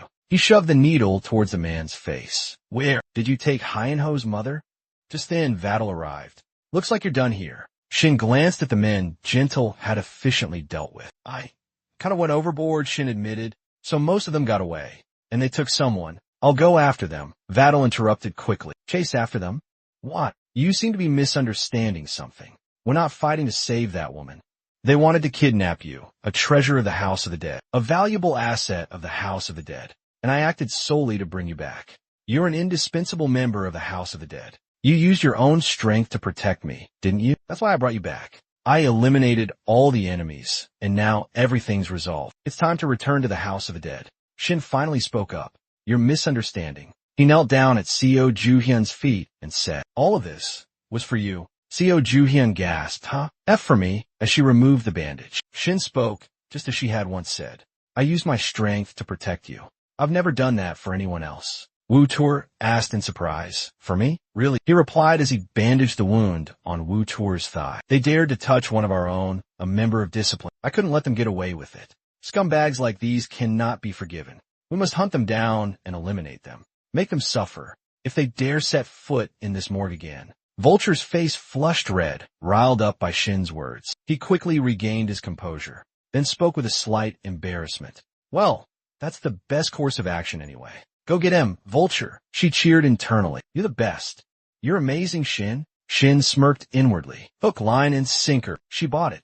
She totally bought it. Good. Now then, let's teach those punks some respect. Hyunho's mother slowly regained consciousness. Byung-woo stared down at her. "You're awake?" Startled, she gasped. "Oh my, who?" He replied smoothly. "My apologies if I frightened you." Suddenly realizing the precariousness of her situation, she frantically demanded answers. "Where am I?" "I was just at the hospital a few minutes ago." Byung-woo replied, "This isn't the time for a calm conversation. I know this is a bit sudden, but I'm the one who brought you here." Hyunho's mother exclaimed in shock. "What the hell is going on? Where are we?" Byung-woo calmly replied, "Exactly. This is the kids' classroom. I heard that the chair you're sitting in is Hyunho's." Hyunho's mother asked, slightly panicked. "Hyunho's chair?" She touched the desk her son had doodled on countless times. Byung-woo continued, "Kids these days are so scary." "I was surprised too." Hyunho's mother asked agitatedly, "Why are you showing me this?" "Who are you?" Byung-woo replied, "Oh dear, you really don't recognize me? Well, I guess it's understandable, looking like this." He removed the bandages wrapped around his face and introduced himself as Logic's father. "We meet again." Seeing his face, Hyunho's mother gasped and covered her mouth in horror. He continued, "It's truly grotesque, isn't it? This is all because of that Park gun brat. It's all his fault. Did you know? Actually, both my son and I are victims." Hyunho's mother was stunned. "What?" He began to manipulate her with his words. "That boy June, he turned my son and me into this." She asked, "Where is he?" He trembled, feigning pity. It was that Park Ji-yoon kid who shifted all the blame onto Reset for what happened to Hyunho. The rumors have spread throughout the school. He's quite famous among the kids. She remembered all those pictures. He clutched his head in pain and cried out. "We've been so indifferent to the children.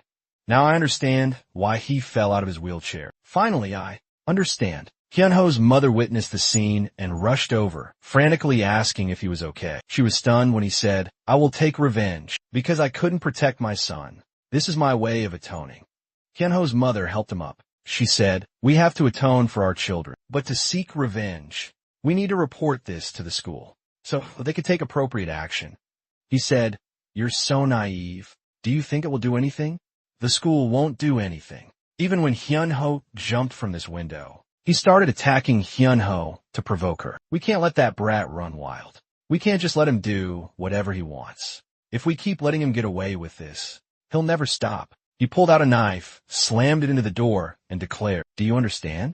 We have to fight back." He placed the knife in the mother's hand, his voice filled with hatred. "Mother of Hyunho, it's time for revenge." That night at the mansion, Chairman Shark held some papers and said, "I've reviewed establishing Byungju."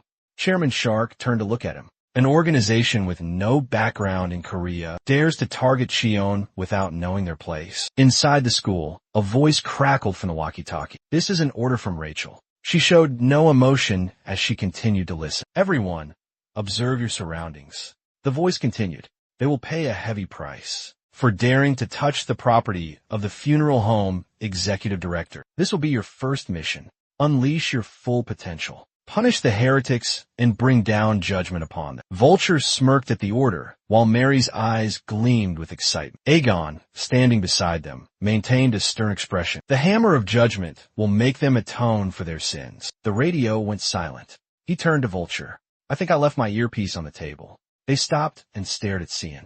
She asked gently, "What? What did you say?" He said hesitantly, "Could I borrow an earpiece, Mary?" She turned away abruptly. "Do you think this is an earpiece store?" Vulture sighed. "You're so careless, Cian. You're acting like a child." She sighed again. "You're so inconsiderate, aren't you? It's disappointing to see a legend like you." But he looked at him with admiration. June seemed so naive. He turned his face away. Sorry, my fault. June fidgeted, turning towards the window and raising his hand as if examining something. Well, but this is my territory. Are you sure they came here to hide? Mary sighed and replied, based on the surveillance footage from traffic cameras around this area, they're definitely here. He turned his head. So, both my aunt and Hi and Ho are here. She stared at June, who frowned. Victor raised his gun, speaking coldly. June, our mission is to eliminate the enemy. You're not going to do anything foolish, are you? He hesitated for a moment. June clenched his fists, his face determined as he answered. Yeah, I understand. No matter what, I have to see this through to the end. Annihilate them all. They're on the move. Camera's panning back. Diakmi watches them on the monitor, hands on her hips. When I first heard it, I thought it was absurd. How could Shark's crew be the real target? That's Chaite, isn't it? Shark's trainer? Without a bonus, this might be a little difficult. What do you think? Jerry sprawls out, a puzzled look on his face. Huh, they're kids too. They're assassins too. He replies, I told you they're not assassins. They're mercenaries, just like us, Jerry. He smiles. Just a bunch of kids. Pyong-woo wheels himself forward. I'll pay extra. Just get the job done. I'll pay you anything. He covers his mouth with a handkerchief. But I heard there were 3 of you, Diakmi. Aaron stepped forward to answer. My brother will be here shortly. Even if he doesn't make it, the 2 of us are more than enough. BMWoo cast a sideways glance at Dmitri. These aren't ordinary kids. Are you sure you 2 will be all right? He placed a hand on BMWoo's shoulder, his voice icy. Hey, do we not look like enough, Dmitri? He glanced at Jerry, rising to his feet with a burst of laughter. You're scaring him, Dmitri. He started to walk away, chuckling. Don't worry, I won't lay a hand on the client. Despite appearances, I'm still a professional. Dmitri adjusted his glasses, a smirk playing on his lips. As for those brats, they need to be taught a lesson. Turning back to them, the group was ascending the stairs. He frowned, puzzled. Isn't this unusually quiet? Why haven't we seen anyone yet? She kept her guard up, gun in hand, and replied, I'm certain they've come here to the school. Mary examined her phone, her brow furrowing in a frown. That's odd. All the cameras within the compound are offline. Urga looked at her, considering. Why don't we split up the search? The grounds are extensive. Besides, even if there are numerous enemies, they're likely just amateurs. Welter nodded in agreement, her expression serious. Understood. It will be more efficient if we operate separately. She volunteered first. I'll head to the security room. I'll also reactivate the surveillance cameras, Walter added. She gestured towards her earpiece. If anything happens, notify us via the radio. Everyone, please keep your earpieces on. Cian turned away, attempting to minimize her presence, and let out a soft sigh. He muttered under his breath, amateurs. Mary responded calmly. Indeed. Rachel exhaled sharply, touching her forehead in a gesture of exasperation. Then, Cian, you'll accompany me. We'll conduct a search together and report back, Yaren continued. Looking at her directly, I'll go check around the new building. The other 2 turned their heads, promptly getting to work. Rachel bowed her head. He noticed, casting a discreet glance her way. A subtle smile graced Rachel's lips. It's an honor to be on a mission alone with you, John. He started, surprised. John? He waved his hands dismissively, thumping his chest and stammering. Where are you hiding, you scoundrels? She called out, John, you still haven't given up on that older woman. And her son. He flinched, startled. John turned around, looking at Rachel in alarm. She wore a puzzled expression. Why are you so fixated on those 2? He started to deny it. I'm not fixated, But Rachel cut him off bluntly. Give it up. The more you cling to them, the more danger you put them in. John paused, taken aback. What do you mean? Rachel didn't answer directly, instead saying, think about it.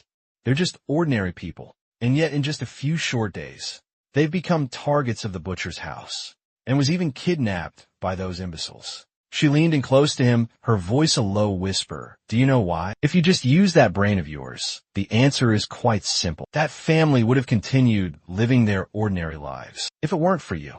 But you got involved, and their lives were irrevocably altered because we followed you and intruded upon their existence. That ordinary life began to crumble. It's all your fault, Cian. Everything that happened is because of you. He was taken aback, stammering, because of me? I'm the reason for what happened to my aunt.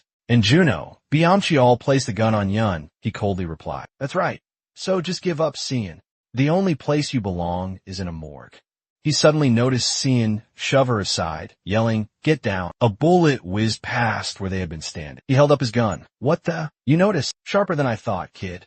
Byamchiol frowned. "Why are you here, Cian?" He spun around abruptly. "What? You know him. Who is he?" She replied, "Dmitry Medvedev, deputy commander of the Russian mercenary group, Behemoth." A smirk played on his lips, a figure slung over his shoulder. Rachel caught sight and cried out, "Mary, Dmitry, put her down. This kid's name is Maria. I saw her wandering around. So I decided to have a little fun." Bektohayan furrowed his brow, gritting his teeth as he listened. "Don't look at me like that. My target this time is the morgue. No matter how much I like you, duty calls, doesn't it?" She hung her head. "Byamwu Construction hired you?" Dimitri's smirk widened, his composure unwavering. "After all, we're both professionals. Let's not get emotional. But because of the loyalty between us." "Rachel."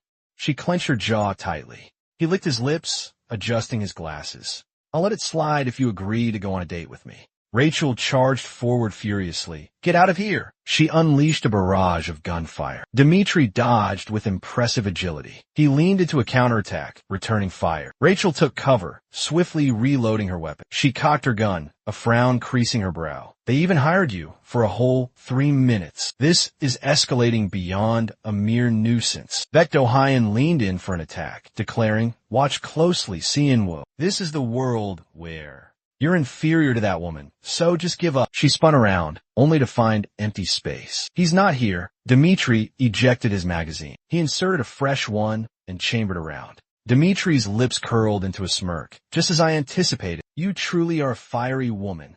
Even though this is just a job, it would be a waste to kill you. Perhaps. What would happen if I were to gift you a few bullet holes?" On the other side of a wall, Jianwu crouched, his head hung low, saying, "With those skills, I doubt you'll be able to take her down, you understand?" He stood up, casting a sidelong glance at Jianwu. "Oh, is that so?" Dmitry lunged forward, aiming his gun directly at him. He unleashed a barrage of bullets, but was immediately countered by Cian, who sprang up, seizing his hand and redirecting the gun towards the ceiling. He planted his feet firmly against the window, gathering momentum. Cian launched himself at Dmitry, fist cocked and ready. "I told you it's useless." He unleashed a powerful punch, catching Dmitry off guard. Cian channeled all his strength, delivering a blow that Dmitry certainly felt. He glared intensely at Dmitry. Dmitry calmly replied, "I see. You're quite different from the girl earlier. You're pretty good." He gave a slight lick. Blood trickled from his nose as he stared at Cian with a mocking expression. "Mercenaries from Russia, barefoot. This organization is notorious for its brutal initiation ritual in which recruits are forced to walk barefoot across the Siberian snow. In addition, they must successfully hunt down a wild beast before they are allowed to return. Based on these rigorous and harsh selection traditions, they are known by the moniker Barefoot." Dmitry held his gun, a look of utter disdain on his face as he observed Cian. "You call that a fight?" Cian was bewildered after being struck. "Did that do 0 damage? I thought I landed a clean hit." A single blow from Dmitry sent Cian flying across the room. He sat up, wiping the blood from his nose, and scoffed. "Kid, I've been slapped by a bear that hurt more than that." Dmitry held up the now disassembled gun. "What's this I see?" He disassembled the gun in the blink of an eye. Cian thought incredulously. Coming back from a morgue has certainly made him different. Interesting. He rose to his feet, reassembling the gun with a smirk. "All right, let's have a proper showdown." Cian, taking cover behind a door, wiped away more blood, his brow furrowed. "In terms of speed and power, he's already surpassed me." Dmitry narrowed his eyes, aiming his gun forward. "You may just be a punk kid, but he sensed something." Glancing swiftly towards Battery, Cian fired directly at Dmitry. Dmitry dodged. She stared coldly. "All right, Dmitry." He chuckled nonchalantly. "So close. Almost got me." V glared at him, her gun still firmly aimed at Dmitry. "Listen, if you make another move, I'll put a few bullets in you." She fired again. He calmly dodged the bullets, a smirk playing on his lips. "You know, V, that kind of talk just makes me like you even more. But you're not my only opponent here." Rachel jerked her head up, narrowly avoiding a bullet that whizzed past her hair. A group of enemies suddenly appeared, and in their hands, they were all brandishing weapons. Several gunmen unleashed a barrage of bullets. She swiftly darted into the room across the way. "How nice. You brought a whole gang to bully little old me." Mary peeked out and called to Rachel, asking with concern, "Are you all right?" Mary, slumped to the floor, her face buried in her hands, murmured, "I'm fine." But Rachel approached her, pressing, "Tell me what's going on." Mary lifted her head and responded, "He's not the only one here. I just checked the security cameras, and there's another one here." Switching focus to Unshan, Yuri offers a cheerful smile and a wave. "Did you come from the morgue, kiddo? Come on over and play. It'll be a blast."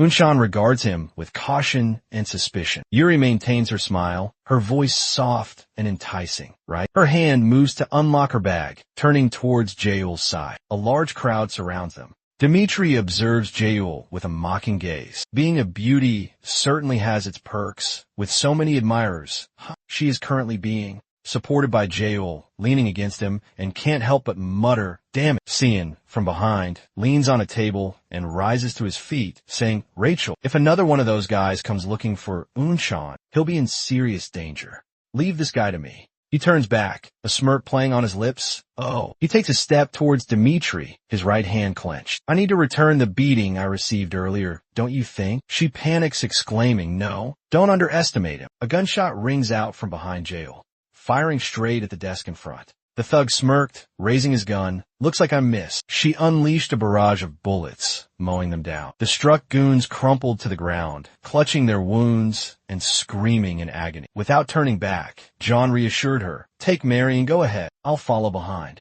The thug clutched the back of his neck, exclaiming, "Impressive." He leaned in close, glaring at Dmitri, his voice a low growl. "Have you forgotten? I'm a legendary kid from the morgue." A flicker of interest crossed the thug's face. He curled his lip. Baekhyun looked at John with concern. "All right, we'll go on ahead. Take that guy down, and then follow us." The two moved, firing at the pursuing men. Dmitri turned back, shouting, "Where do you think you're going? You can just leave this kid to die here. Can you?"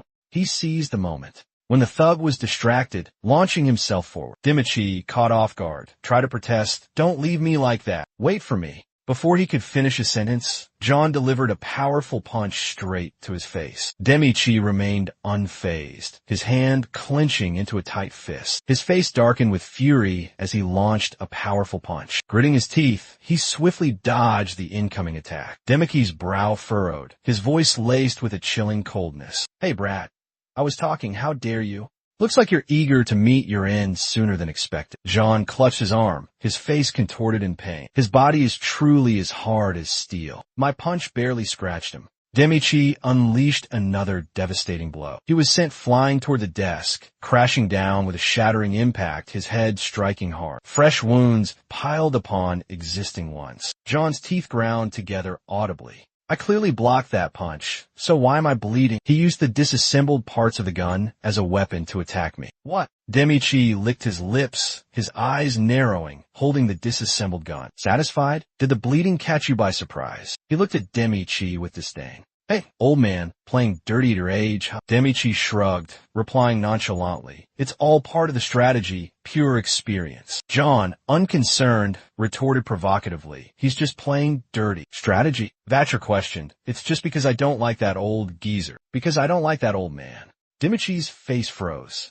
"Ta, I slash me," burst out laughing. "Well said, kid. You've already managed to provoke me. Now, don't go regretting your words."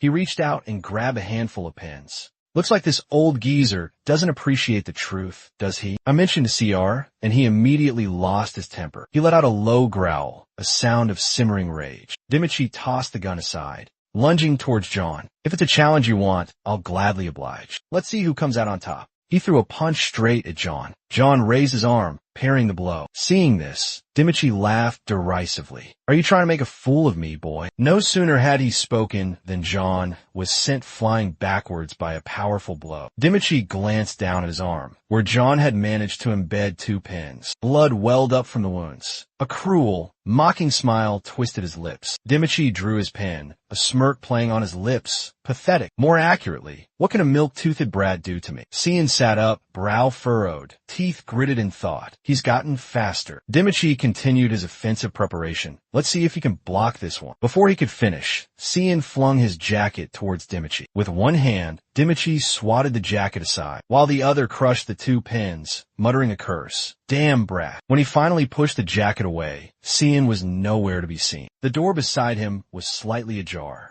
Demichi licked his lips, a surge of predatory excitement coursing through him. Try to hide all you want. You're dead meat once I catch you. In another room, Cian hid behind a table, crouching low to the ground, just as Jae-jung had warned. This guy was proving to be a formidable opponent. He glanced in a mirror, clutching his arm. Why would they send him here, Cian? He muttered to himself. He paused, staring intently at his reflection in the mirror. A memory surfacing. It's all because of that kid. Cian, it's because of you that they've followed us all the way here. From this point forward, a life of tranquility will be a distant memory. It's all because of you, John. She curled her lip, her gaze cold and piercing. John lowered his head, shamefaced, his hands clenched in a tight fist.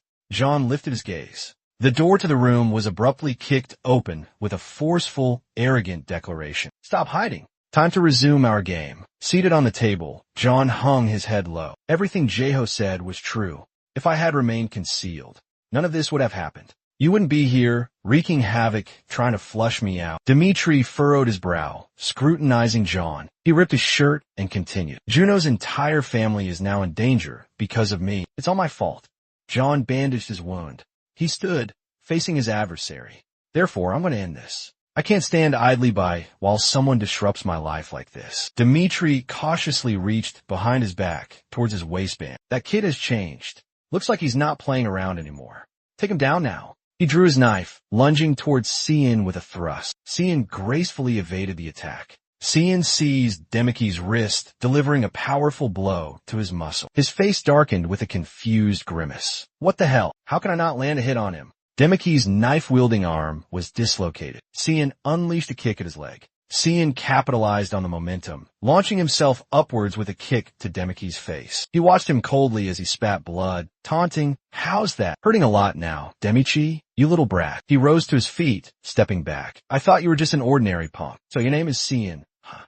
Demichi stood up, his head still tilted back. He glanced sideways, licked his lips, and a smirk crept across his face. "I won't hold back anymore, kid." Cian regarded him coldly, offering no reply, his mind drifting back to the past. Botox, 2 years ago. Demichi leaned against the car, a cigarette dangling from his lips. What the hell is this? He tilted his head back, exhaling a plume of smoke in exasperation. Am I supposed to be a babysitter now? Demichi flicked his lighter, bringing the flame to the tip of his cigarette. And a bunch of brats, no less. Approaching him, a woman's voice, smooth and assured, countered, "They're not ordinary children." Intrigued by the voice, he muttered, "Huh." Rachel and the children had silently approached, appearing as if from nowhere. These are the mortuary's finest talents. They are absolutely flawless products, the most meticulously trained specimens. She turned to him, posing a question. "You're Demichi from the 3-Minute Mercenary Squad, aren't you? You look remarkably young." He furrowed his brow, skepticism evident. "Are you trying to pull my leg?" She turned to the children, issuing instructions. "All right, kids, get in the car. It's almost time for the explosion." He was completely baffled by her reference to explosion time. Did you detonate something? Before he could finish his sentence, a massive explosion in the distance shook the entire building. Dmitri spun around, startled. What was that? Rachel urged him, "Hurry, drive the car." He hesitated. "The building's on fire. What the hell did you do?" She responded calmly. "It was just a simple training exercise. That was the kid's handiwork." She turned back to look at the children, a smile playing on her lips, and asked, "Did you all learn something from today's field practice?" They chorused in unison, "Yes." Suddenly, she turned back, tilting her head slightly, and added, "But David, I noticed your gun handling wasn't quite up to par. Is there a problem with the gun, or have your skills deteriorated?" The boy replied obediently, "Yes, ma'am. I'll pay more attention." She continued, "And Amy, you need to be more composed during operations. You were too clumsy. Tom, when moving, you must avoid making any noise. Be more stealthy. Eddie, why did you take those candies? We're not supposed to leave any traces behind." Dmitri chuckled arrogantly. "Typical brats, but they get the job done. I'll give them that." She refuted him once again. "They're not ordinary children. They're the elite children of the morgue." He scoffed, incredulous. Huh, that good, are they? Aren't you exaggerating a bit? Chae-young reached out and snapped the cigarette in half, extinguishing it. This stuff is harmful to the kids. She taunted, you're Bang Chan's younger brother, aren't you? Bang Chan, right? Why do you seem so uninformed? His veins bulged, fury rising. He spun around to face her. Are you mocking me? Chae-young remained unperturbed, continuing, and simply raised her hand to gather her hair, preparing to tie it up. The simple act, her seemingly effortless grace, captivated him for a fleeting moment, causing her face to flush a delicate pink. She looked at him, a question in her eyes. Huh? Is there something on my face? He quickly composed himself, denying it. No, nothing. He tried to explain. I was just looking at the scar on your forehead. How did you get it? He gestured towards the children with a nod. Was it from the kids? She responded slowly. No, it wasn't. She reached up and touched the scar on her forehead, recounting, it's from when I was training Shin. The legendary kid? The blush still lingered on his cheeks. Legendary? She concurred. That's right. He was the most exceptional child at the Moor. Lost in memories of Shin, she exclaimed. He was the child who truly made a name for the Moor. Indeed, he was a rare genius. She turned her head away, her voice tinged with a hint of wistfulness and regret. But we lost track of the child. We don't know if he's alive or dead. If you happen to see any trace of the child, please inform me. Calm down. So how can I recognize him? She replied, he has an Odin tattoo on his back, the number 1. Observing the young man before him, a flicker of amusement crossed his features. Is that so? Joju has finally found the kid. Dimitri straightened up to his full height, cracking his knuckles. Shin, all right. I'll admit the kid's got some skills. Cian was bewildered. A dangerous smile stretched across his face, his gaze fixated. He flexed his arm, adjusting his muscles.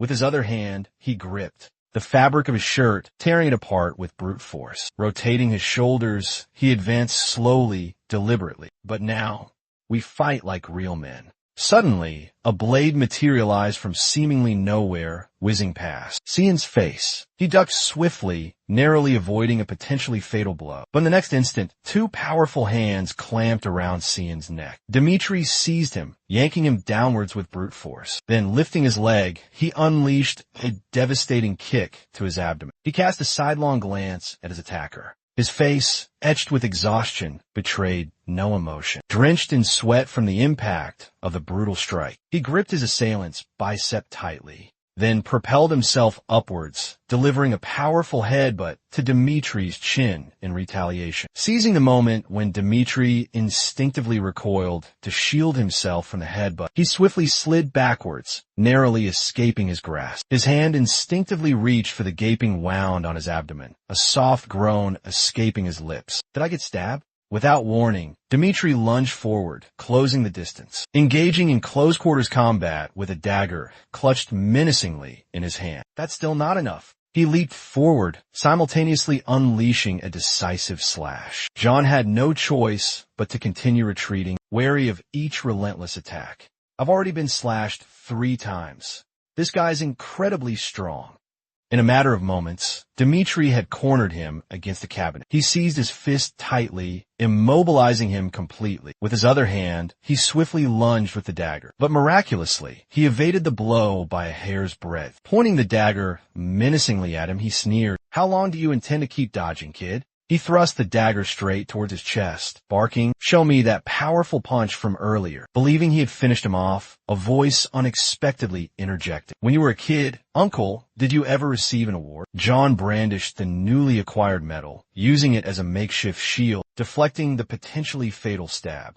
"I hadn't, until just now." Mustering his strength, he delivered a powerful kick directly to the man's ribs. Dimitri gritted his teeth, enduring the searing pain from the kick, and managed to utter, "What the hell?" Without hesitation, John slammed an object he was holding directly into his assailant's throat, cutting off his words and eliciting a strangled cry of pain. "How ironic. So consider this a gift from me. Top quality." The veins on his face bulged, popping out prominently. His eyes widened, bulging outwards. A mixture of rage and astonishment washed over him as he saw another medal, being forcefully pressed against his throat by the other man. "Consider this your first welcome gift to Korea," he declared. His words punctuated, he used his other hand, delivering a devastating blow directly onto the metal that his other hand held firmly against the man's throat. Still reeling, completely unprepared for the sudden attack, he was severely injured, a large mouthful of blood spewing forth. Meanwhile, John